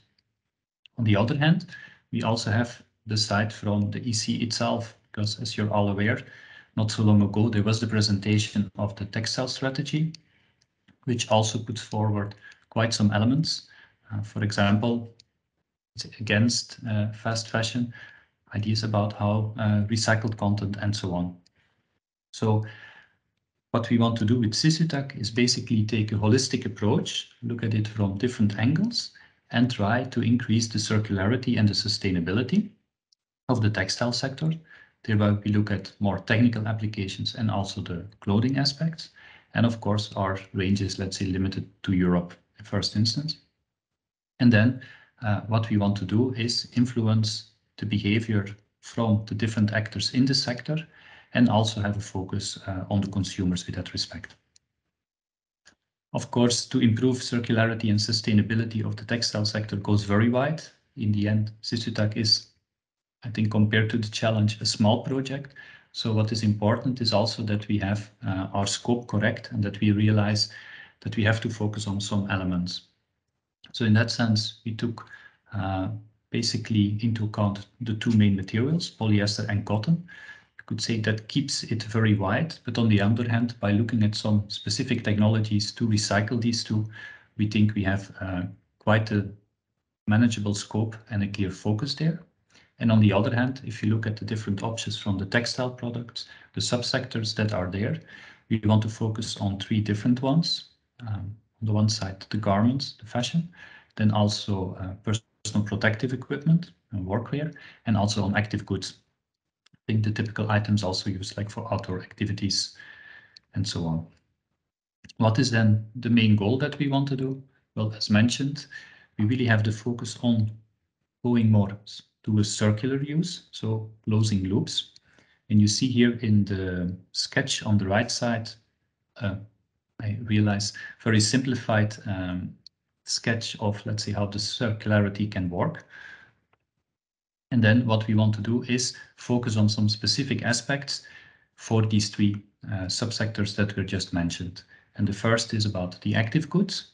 And there what we would like to do is to see how we can focus on repair, how we can enable repair of such items, because often they have more value than a typical textile garment. If we talk, for example, about a backpack, if we talk about a tent, these are textile products, and they might be very well suited to repair because they have a higher value. And we would like to do that in a combination of manual labor, but also looking into automatization of such a repair process. Then the second area is in the garments, and there we will focus on the sorting of end-of-life garments with the goal to select those that are still suitable for reuse, maybe after a repair step, so basically for reselling these items. Then we also had personal protective equipment, and there we will look at the items when they really end of life and how they can be disassembled, because often these items are produced from more technical fibers, have a higher value. So we think it can be useful to see how it can be disassembled with the idea that certain parts can then be recycled or reused. And when we look at the material level, then we will focus, as mentioned before, on polyester and cotton. We will look at different recycling technologies, both mechanical and chemical way, to see how we can realize fiber-to-fiber recycling. And with all these elements, we then in the end want to come to three pilots. We will have one on circular garments, where the focus is on this fiber-to-fiber recycling. We will have a pilot on repair and disassembly, and there we want to demonstrate the use of semi-automated workstations. So combination of person and robotized solutions. And then we will also have a pilot on the sorting of textile waste with, as mentioned before, a focus really on selecting what can be reused.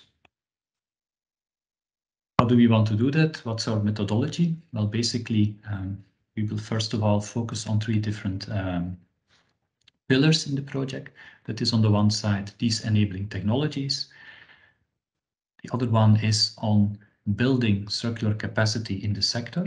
That can be by looking into infrastructure, digital infrastructure, also building knowledge bases and so on. And then also on socioeconomic aspects, where our main goal is to understand, to better map the role of the different stakeholders when it comes to making a truly circular textile value chain. And one aspect there that we will include is the focus on the consumer. Then, as mentioned in the slide before, we will also implement three different pilots. And the last part is that we will also focus on making sure that what we do in the project, but potentially also from other projects, how to channel that to the stakeholders to ensure that we get really this transformation to a more circular use of the materials, to a more circular use of the products. And I'll come back to that in the end about this uptake.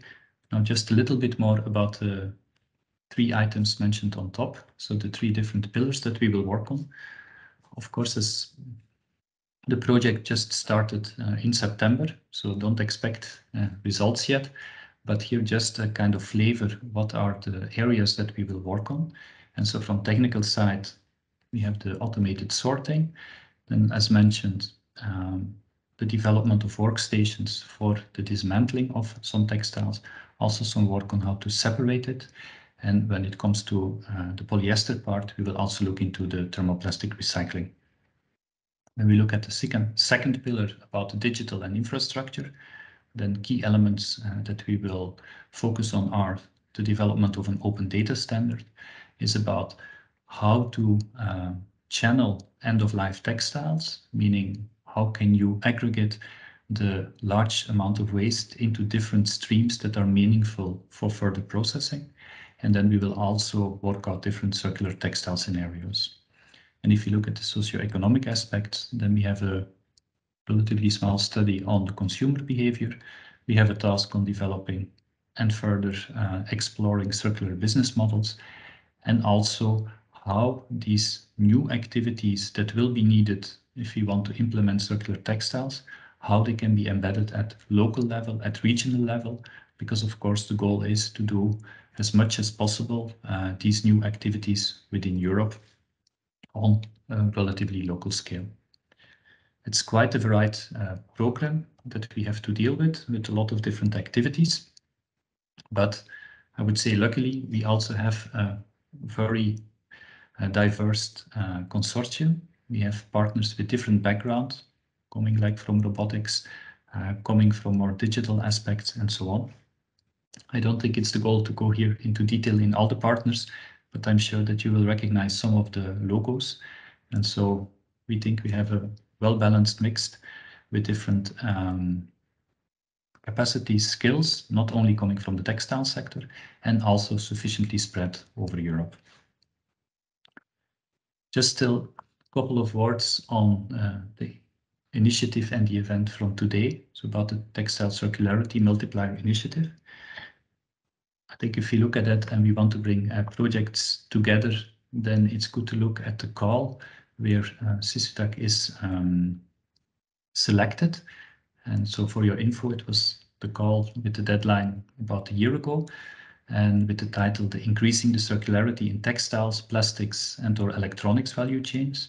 So of course, in this call, it will not only be textile projects, but there are a couple, and in a second more about that. But first of all, I think it's logical if you look at the title of the call, the activities that we were asked to focus on, the outcomes that we were asked to realize, all are linked to a more circular use of products and materials. And that means that there's a lot on the focus on the recycled content, how to increase the amount of recycled materials, so the secondary resources, how they can be increased and available in larger amounts. But if you look, there's also quite some focus on building the value chain, making sure that all the stakeholders are involved, and also this focus on the citizens.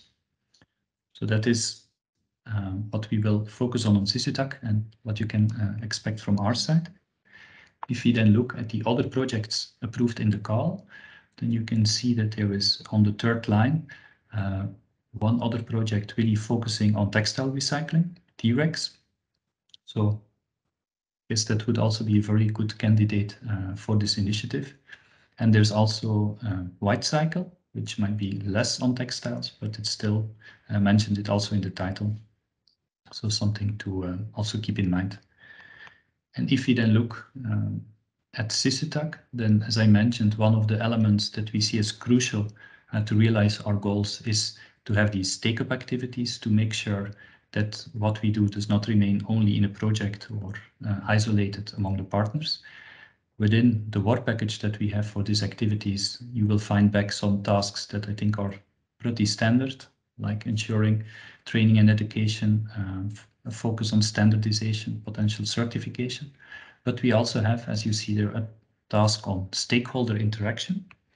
And it is in this task that we actually have put the working together with like-minded EU projects, and where we introduced this concept of the Textile Circularity Multiplier initiative.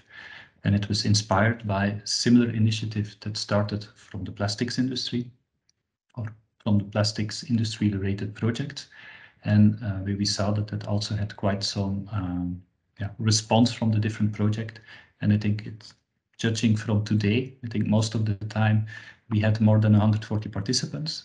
So I'm really convinced that in our project this can be a very promising and a rewarding task. That was it from my side. Thank you very much for giving the opportunity to present here. Thank you so much, Guy. And now we are arriving to our very last presentation about the CIRPASS project, which focuses on digital product passport. And I would like to invite Andreas Schneider from the Global Textile Scheme to share his screen and present. Well, hello, good morning. My name is Andreas Schneider. It's a pleasure to help you. I have to get you somehow away here. I'm in a hotel because I presented the project yesterday at the Cotton Conference in Bremen. So I hope, can you understand me and see the picture? Everything cool? One feedback real Everything quick. works fine. Yes, yes, yes. Okay, cool. A few words popped up various times here, and one is standard, and the other one is product data. And surprise, surprise, CIRPASS is the project that will take care of the digital product pass. I'm also part of the consortium from what Guy just presented from CISUTAC. And the organization I founded works since practically now 3-4 years. Piero was at the starting points with us on a new end-to-end data exchange standard. And so I'm happy to present this project that will start tomorrow officially. So we have the kickoff next week's Wednesday in Brussels. And of course, I cannot tell you too many details yet, but I think it's already good news that it starts. In opposite to CISUTAC, CIRPASS is a deployment project. So the Commission made that during the application period very clear that it's urgent and that they will monitor that very closely, and that this is not a research and development project, but it is a deployment project. And I don't have to stress why and where this is coming from. This is all experts here at the table. But I just share real quick for the ones who maybe hadn't heard it. This is the original text from this EU strategy for sustainable and circular textiles. So we're talking mandatory information requirements on circularity and other key environmental aspects. Please don't ask me what this is in details, because this is the scope of the project. So the core objectives is to find cross-sectoral definition and description of the digital product pass. There's like 3 sectors involved. One is electronics, one is batteries, and the third one is textile. So the idea is to find a cross-sectoral product data model. So the idea is to find certain data that are cross-sectoral possible and define as good as the limited runtime of 18 months allows to find the sector-specific data necessities. One of the challenges will be the requirements related to product identification at the end of the life cycle.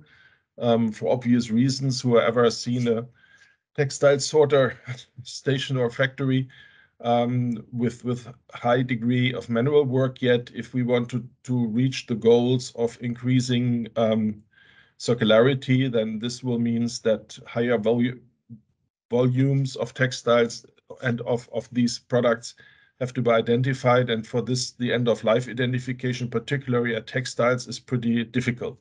Normally, you don't wash television sets, so I think that we are here in the focus. The next core goal and objective is to propose an open DPP data exchange protocol. We have pretty good experts at the table. I will show you in the next slides. One of the interesting things will be to build stakeholder consensus on key data for circularity and related open data standards, because what's already visible is that there are people who are say, well, if we go too broad, then it's getting too complicated and is overstretching our industries. And if we go too small, we lose. So somewhere in between will be the truth within the CIRPASS project. On top of it, we are supposed to develop use cases and roadmaps for piloting deployment. This is very important, and circular business value generation of these cross-sectoral DPPs. And then we have some not core, but also important objectives, like the facilitation of a cross-sectoral open stakeholder dialogue, because because this will be the second part of my presentation. I think we're facing quite a few challenges. And as I'm sort of by my knowledge, the only end-to-end product data exchange standard at the moment, I think it might be interesting to have a little bit insights what is sort of on my table on this behalf. This is an overview of the participants. So it's like 31 partners. The management of the project is done in coordination by SLR, which is and CEA, which is a French atomic organization who brought very nicely, by the way, this consortium together, which was not easy. I think we won the call because we have on the battery, so we have mighty industry associations as multipliers at the table, like the Global Battery Alliance or Digital Europe and Global Electronic Council. In our industry, Textile Exchange is more or less a placeholder, so they will be the operative part, but they do this in very close connection with Policy Hub, who are in the advisory board. So it's a good consortium. Further south, we have quite a few know-how carrier from various fields, like Fraunhofer or the Wuppertal Institute, who has extensive knowledge on these fields. When it comes to the cross-cutting expertise, we have Positive Impact, which is a service provider for the product circularity data sheet. This is an open accessible standard. If you have a chance to have a look at this catalog, which is not sector specific, but this will be definitely playing a role in this. We have with Atma.io, a daughter company of Avery Dennison, who are providing the technology behind the digital twin-based sort of kind of product passport that Adidas is using for their shoes, where consumers can get more information about the product. And we have on our side Rise from Sweden involved, and Circular.Fashion from Berlin, who have a very sophisticated textile sorter catalog. And as you can tell here, GTS by organization is the sector lead for textile. And we integrated into our catalog, I come to this in a moment, already the vocabulary, the mandatory vocabulary from Circular.Fashion and from Positive Impact. The GTS standard is totally new. We started from scratch 2 years ago. What we can offer today to the users is an automated master data exchange. What we did was we said we need something new beyond, I don't know who knows this, Edifact, that is from fiber to circular economy. And we changed the principle around. So we said we want to pull data, and the vision was to pull data like you know today from online bank statements. And based on this pulling of data, as I said, we can offer automated master data exchange we're significantly reducing interface complexities with GTS standard. We're working on an automated certificate data exchange that is sort of platform neutral. We are bringing transparency into the demand data between the brand and the material supply side, currently not between the brand and the retailer, but this short part is responsible for very long lead times. And it's also possible, because it's some kind of generic language, to reconstruct poor quality master data with GTS, which was a total surprise to us because we didn't expect that. I think the benefits are clear because you have significantly less manual work, improve the data quality, and we started as an efficiency initiative, and we're now the heart in CISUTAC and here. When it comes to product data and automated data exchange, we have so many small companies in the industry that if the increasing demand of data, we want to burden on them doing this manually, it will bring a disaster to the whole sector. How do we do this? I don't want to dig too deep into this. You will find with the another slide that is hidden here with a QR code to a YouTube video if you're interested, and to the website. So we developed a standardized catalog of textile data. That is because if you want to pull data, you have to define what you want to pull. It's encoded, and with this, it's multilingual. And we have a cloud-based tool set where we, on one hand, manage the catalogs for the user. And we invented this from the very beginning so that small and, of course, big companies as well, but small and smallest companies are able to upload and host their data there. But this is not the core business model. So we are not a platform. This is critical, and no marketplace. And we are providing a tool set to generate the data automatically. We have 5 modules. Don't want to go too deep into that. You can get a cost-free standardized corporate ID from us. And we have a 4-month trial period. And then we have certain modules that are designed on the costs and from the functionality for producers and manufacturers, and for brands and retailers, and for all of them if they want to manage certificates, which we start the next few months with OECOTEX certificates. GTS works pretty simple because everybody has a grown master data world that can be mapped or translated with any EDIFACT toolset or mapping tool into GTS. And you map this only one time per product class. And then, for example, for buttons, and whoever is pulling button data then, or providing button data, maps his standard or his grown master data worlds to GTS as well. And suddenly you're exchanging codes and don't have typing mistakes and the normal nonsense that you have in data exchange. I'm almost done. We're filling a few missing standards for corporate product identifier, for interfaces, for demand data transparency, and the manual master generation. And we're coming more and more into focus because we're able to provide a structure, an encoded multilingual structure for sustainability claims and terms that is already proven to be working.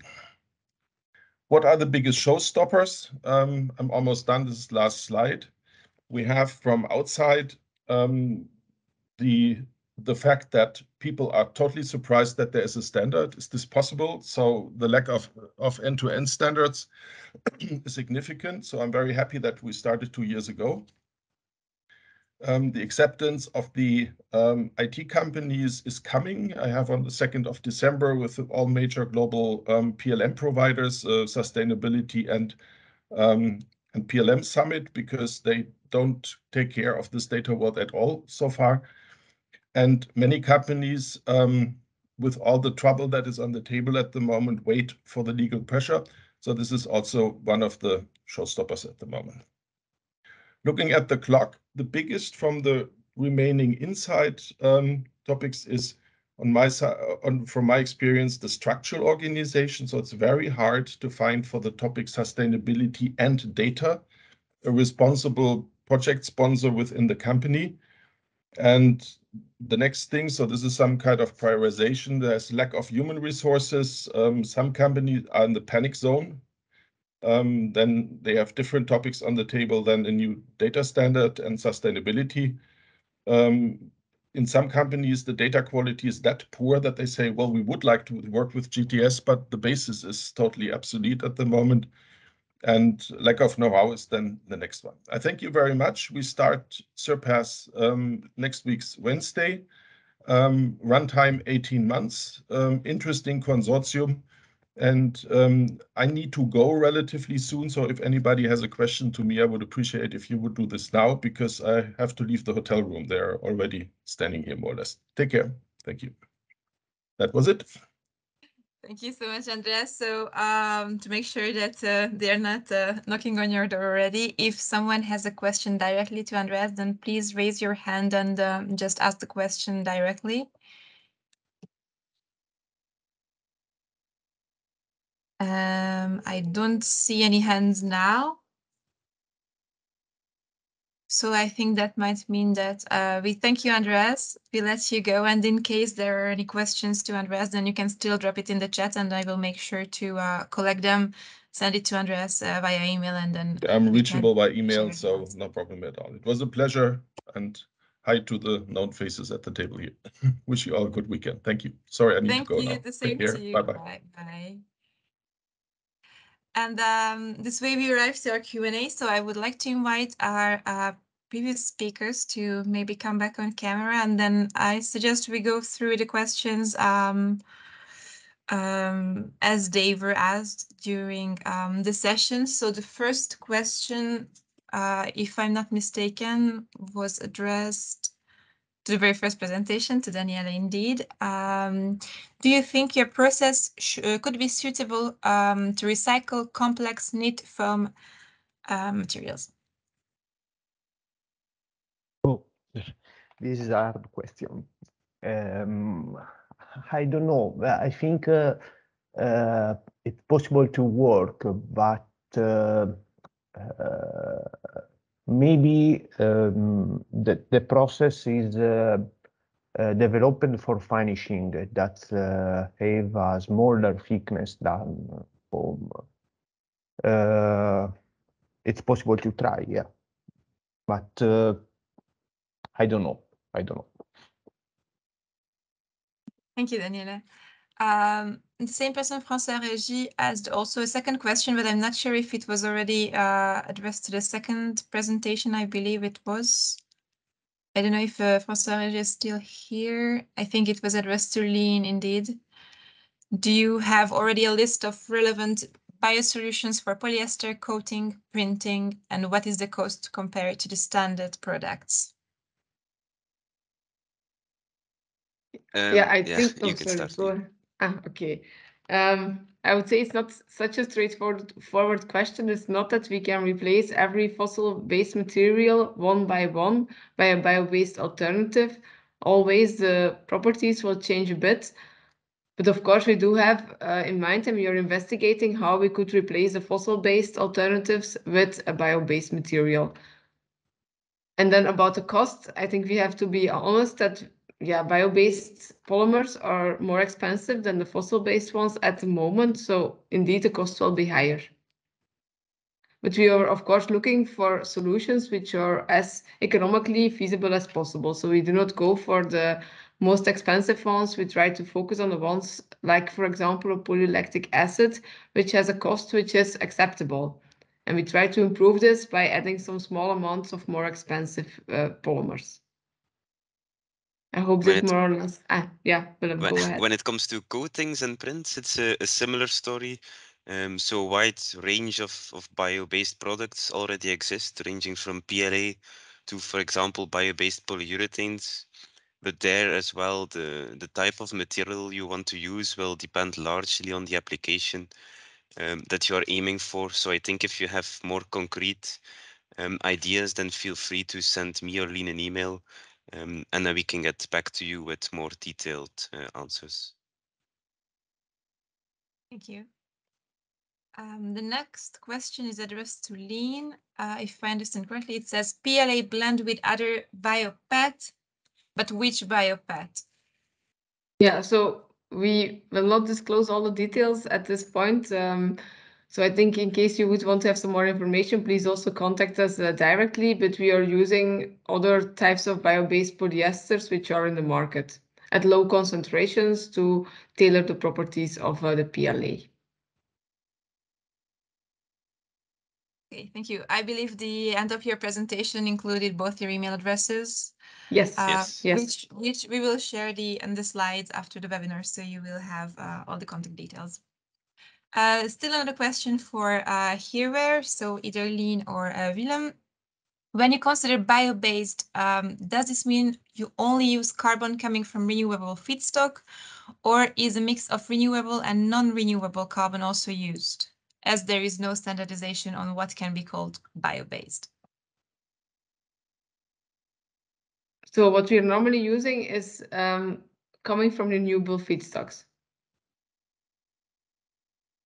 I think I can be short on this, no? Yes. Okay. Still another question for you. What is the, yeah, that's what you just answered, right? Yes. And what is the feedstock for bio-based polyester? Another one to Lien. Could you explain something about the recyclability of such biopolyester blends? Yes, so indeed it's a very valid question. And of course, if you start to make blends, it also complicates a bit the recycling afterwards. What we have in mind to check within the project is to investigate like the thermoplastic recycling of these materials. Can we reprocess them? How does the properties change or not change after a recycling step? But indeed, it's something to take into account, and it's something we are aware of. And in case we can find a solution based on one material type, we will, of course, go for that solution. It's something to which you will consider in the coming 2 years of the project. Thank you. Willem, do you have anything to add? No. Okay.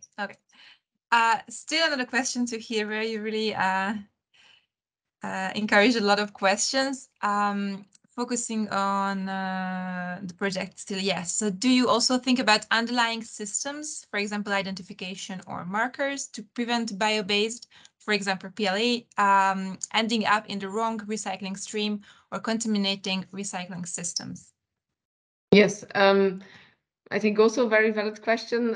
Indeed, at the moment, the concentrations of PLA in the market are still too low to actually have like a good recycling, an economically viable recycling stream for PLA.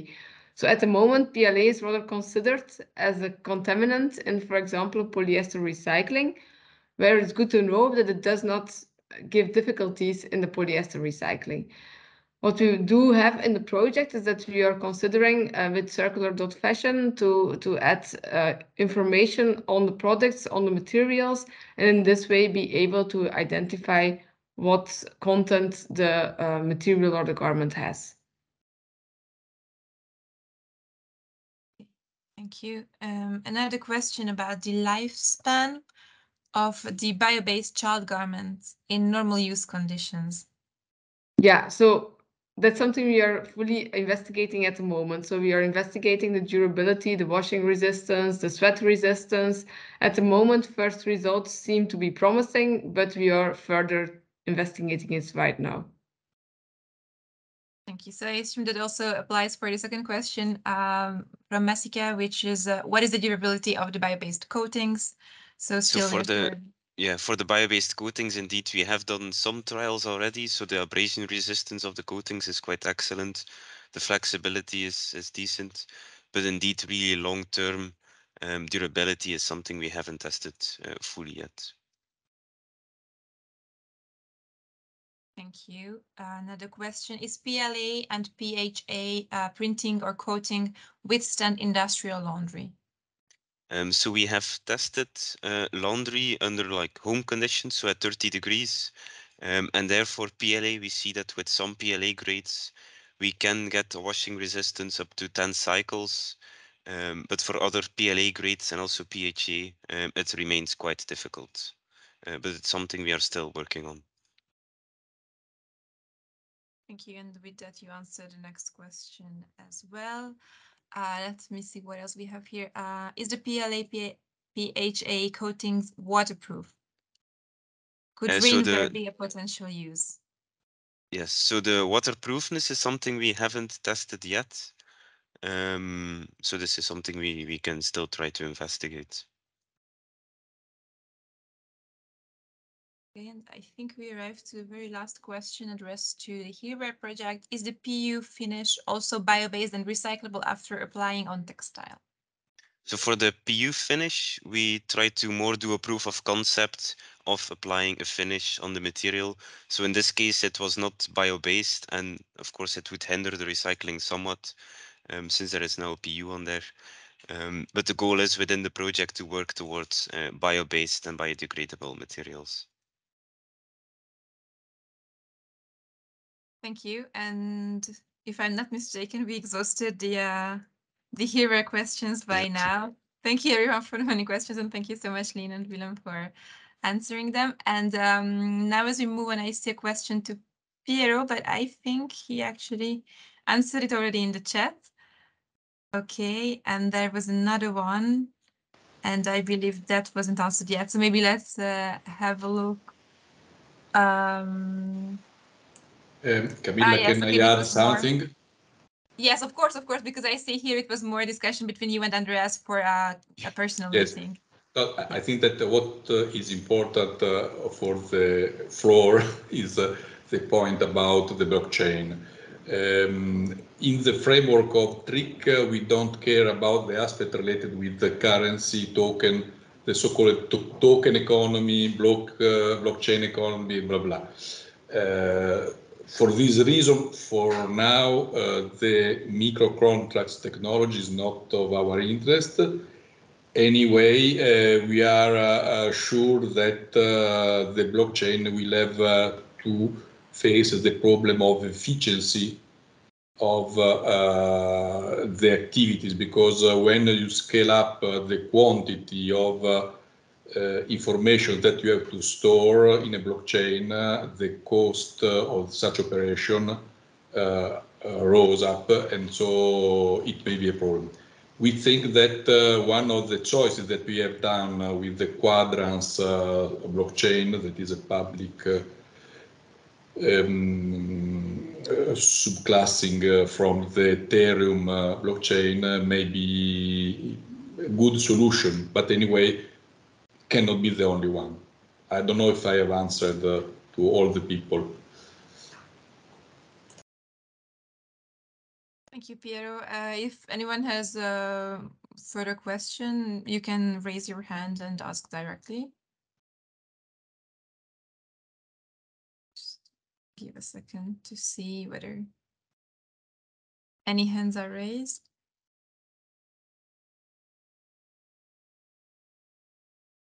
If not for the time being, then I suggest we move on, because we still have 2 questions in the chat, and then we can still see if someone wants to just take over and ask a live question. So the next one is addressed to CISUTAC. So I don't know if Guy, you are still here with us. Hello. Yes. Thank you. So I will just read out a question. Do you work with the finished garment sailors and politics? I've worked for a big sailor and repair project that needs big stocks of different accessories, fabrics, etc. So specific worker dedicated to that, and we lose the traceability of the product.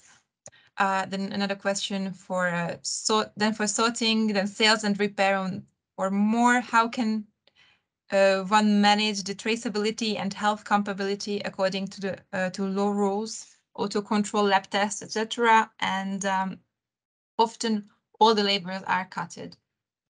So I don't know if you managed to read the question, because it's quite a long one with me in the chat. Yeah, I'm not sure if I understand all the elements of it, but maybe for the first, if we work with retailers, and then from politics side, but from the retailer side, we have a couple of large brands involved, linked to the project directly as a partner or as an associated partner. And then we have PVH, Inditex, and also Decathlon. I think there the question is, yes, we work also with retailers. From policy side, we don't have directly some partners involved, but we do have a partner, ACR+, and they represent local regions, cities. So let's say a link with public actors, with local authorities. When it's about the traceability, I think in itself, it is not focus point in CISUTAC. We've heard this morning also that there are some other projects, I think, who really focus on the traceability and tracking of things. I think there are also some solutions emerging. So of course, we would try to use it as much as possible. Like, for example, as a help with sorting. And then the question about the repair aspect. And so, yeah, I said there also the traceability is not really, I think, what we focus on when it comes to the aspect of repair. What we would like to do mainly in the project is to develop the right technology to see if it can be done in more or less an automated way, how much manual labor would you need. And of course, we would like to use also the digital tools available that can give info on it. We have the aspect of like the open data standard. Of course, if that can give the right info, then hopefully also repair will become more easy or more efficient. But I see there might be some comments from the person who asked the question. Yes, indeed. François Régis, please unmute yourself and you can just speak directly. Thank you very much. Thank you for your answer. But when a brand sell a product, it needs to make several tests in order to prove that there is not any else problem for the customer. And tomorrow, if we collect some old products and put them again in the market, I suppose that we won't be able to check those, or maybe we will have to make some other lab tests.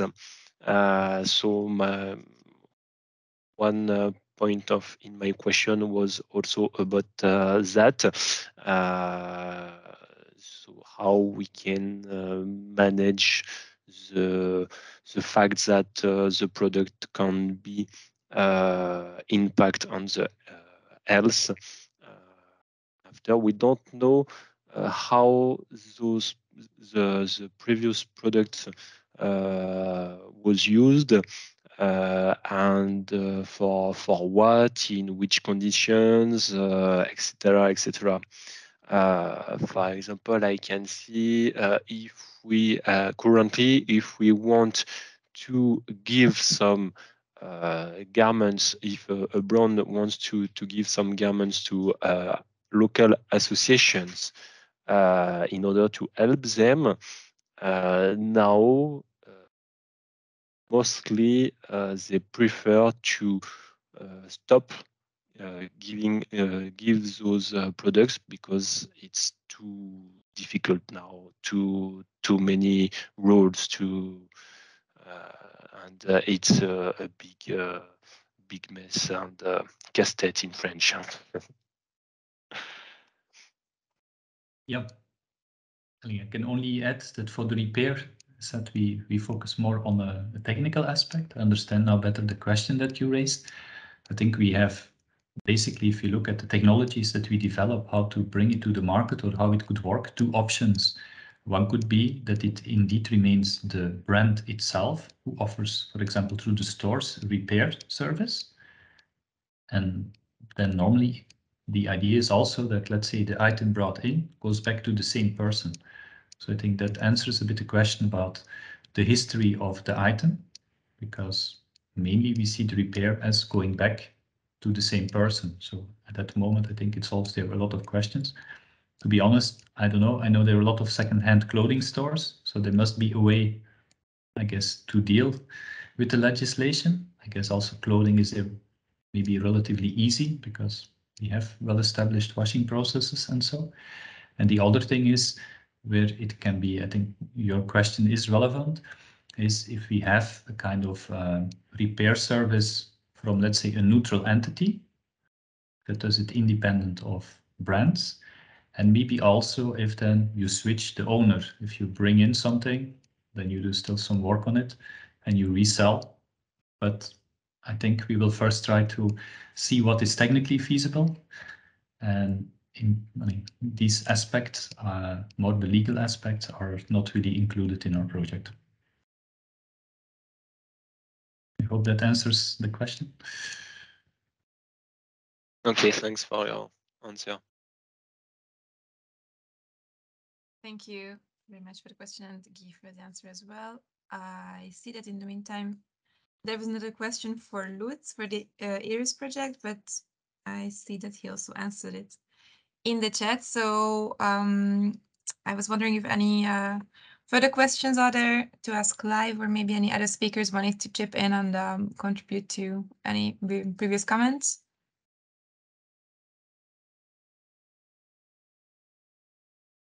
Silence means no, I guess. So then thank you very much for the excellent speeches. And then there is also a global question also from François, which I might have missed. The traceability indeed. So it wasn't answered yet. François, maybe you want to No, I cancel this. So in my chat, it's cancelled, but I suppose that it's not cancelled in your chat. Sorry. We still see it. Yes. Okay. All right. Thank you. Then I guess we have arrived to the end. Thank you again very much for the speakers and also for you. And then we have still a couple of minutes left to wrap up. So I would like to hand it back to Lutz.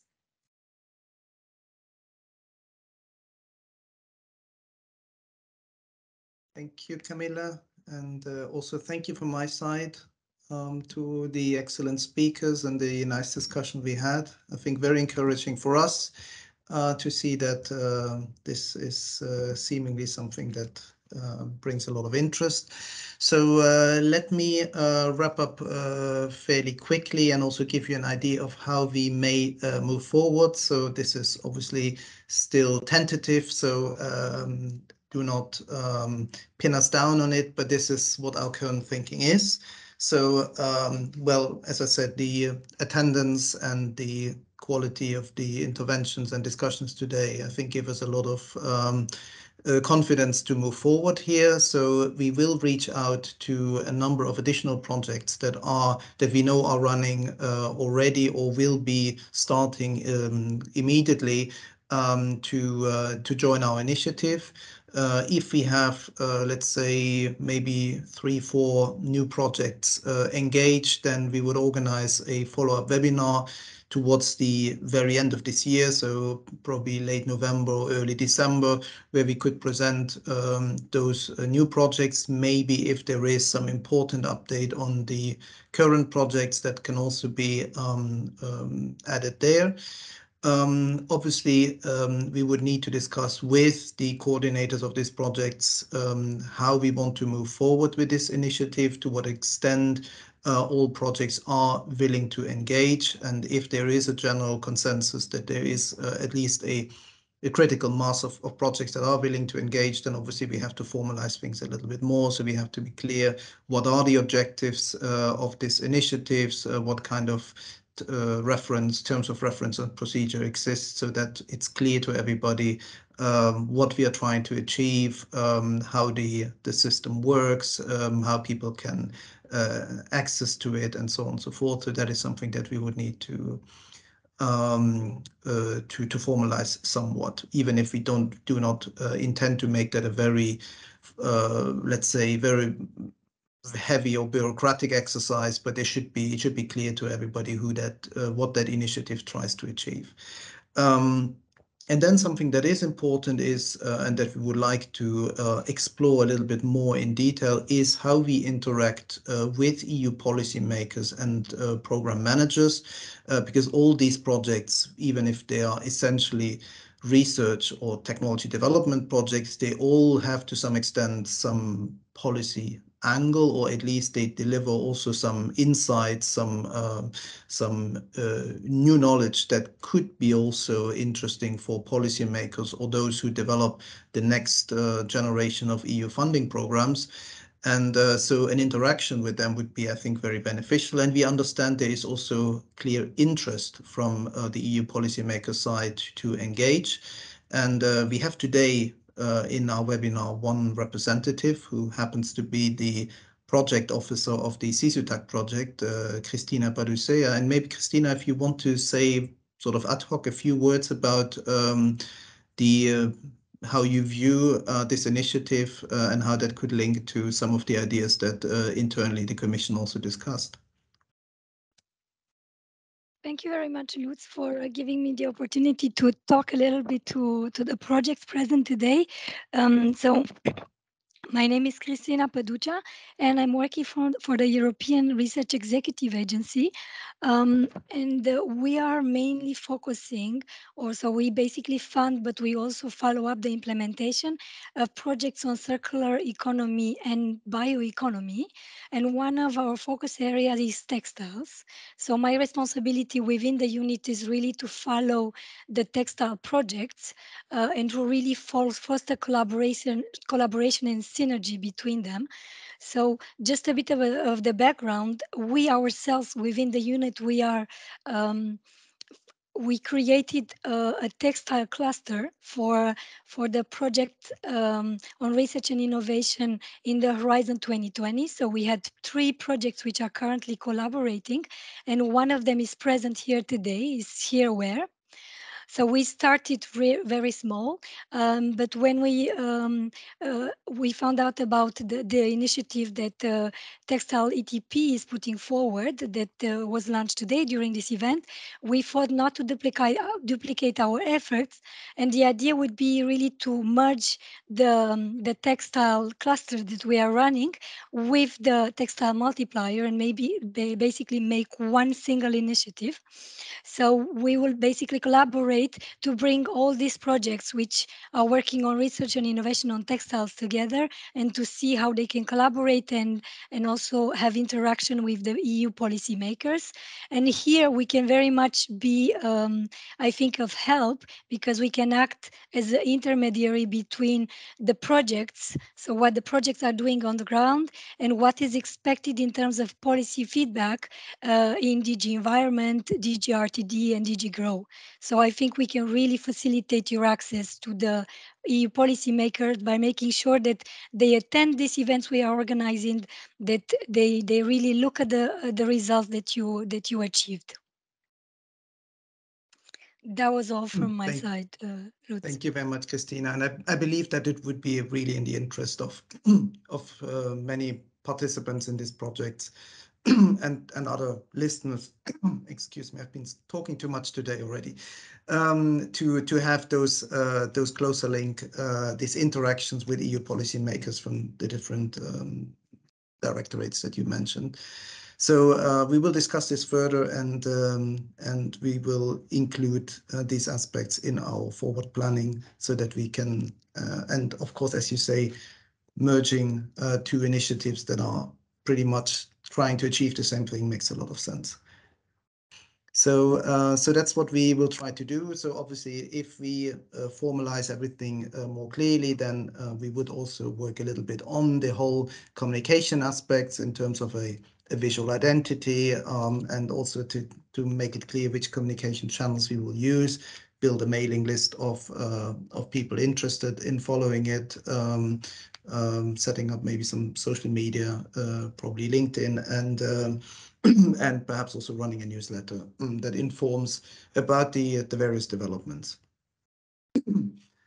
One aspect I would like, before you leave, that I would like to mention, and it's related actually to EU policy as well, is that right now there is an EU consultation that has been published by DG Research and Innovation of the European Commission. That is the Industrial Technology Roadmap for Circular Technologies and Business Models, which targets 3 sectors, including the textile sector. This is a consultation that is that looks into identifying what are the main technology needs, the main research needs in order to implement circularity in operations, in products, in production, but also in business models in the textile sector. And the result of this consultation should inform very much the European Commission, especially DG Research and Innovation, when they make the planning for the next years of the Horizon Europe program. So it's something very, very important, and that's why I would like to highlight that. We already shared that with all our members, but I would like to remind you because it's very timely. The consultation runs still until the end of next week. It has been extended by 1 week. So please, for all of those who have something to say, it may look a little bit intimidating. There's quite a lot of questions there. You don't need to answer to all of them, but any input that you can provide, I think is helpful. It helps the Commission to orient the programs better. It also sends a signal from the textile community to say we are caring about these things. These things are important for us. So please, European Commission, provide research funding opportunities in this area. So please do make use of this. And with this, I think we come to a very, very timely end of our webinar. So if you found it interesting, or if you have any feedback, any questions, any suggestion for us of how we could make it more interesting, please get back to us. The whole ETP team is ready to engage on this. So if you send your email to the info mailbox, it will be definitely treated by one of the colleagues. You can obviously also, if you don't do it yet, follow us on LinkedIn or Twitter, wherever, share our information. We will provide access to this material to all the registered participants, provided that the speakers agree with this. So we'll check that, and then you will be able to receive the information. Have a wonderful day, and goodbye.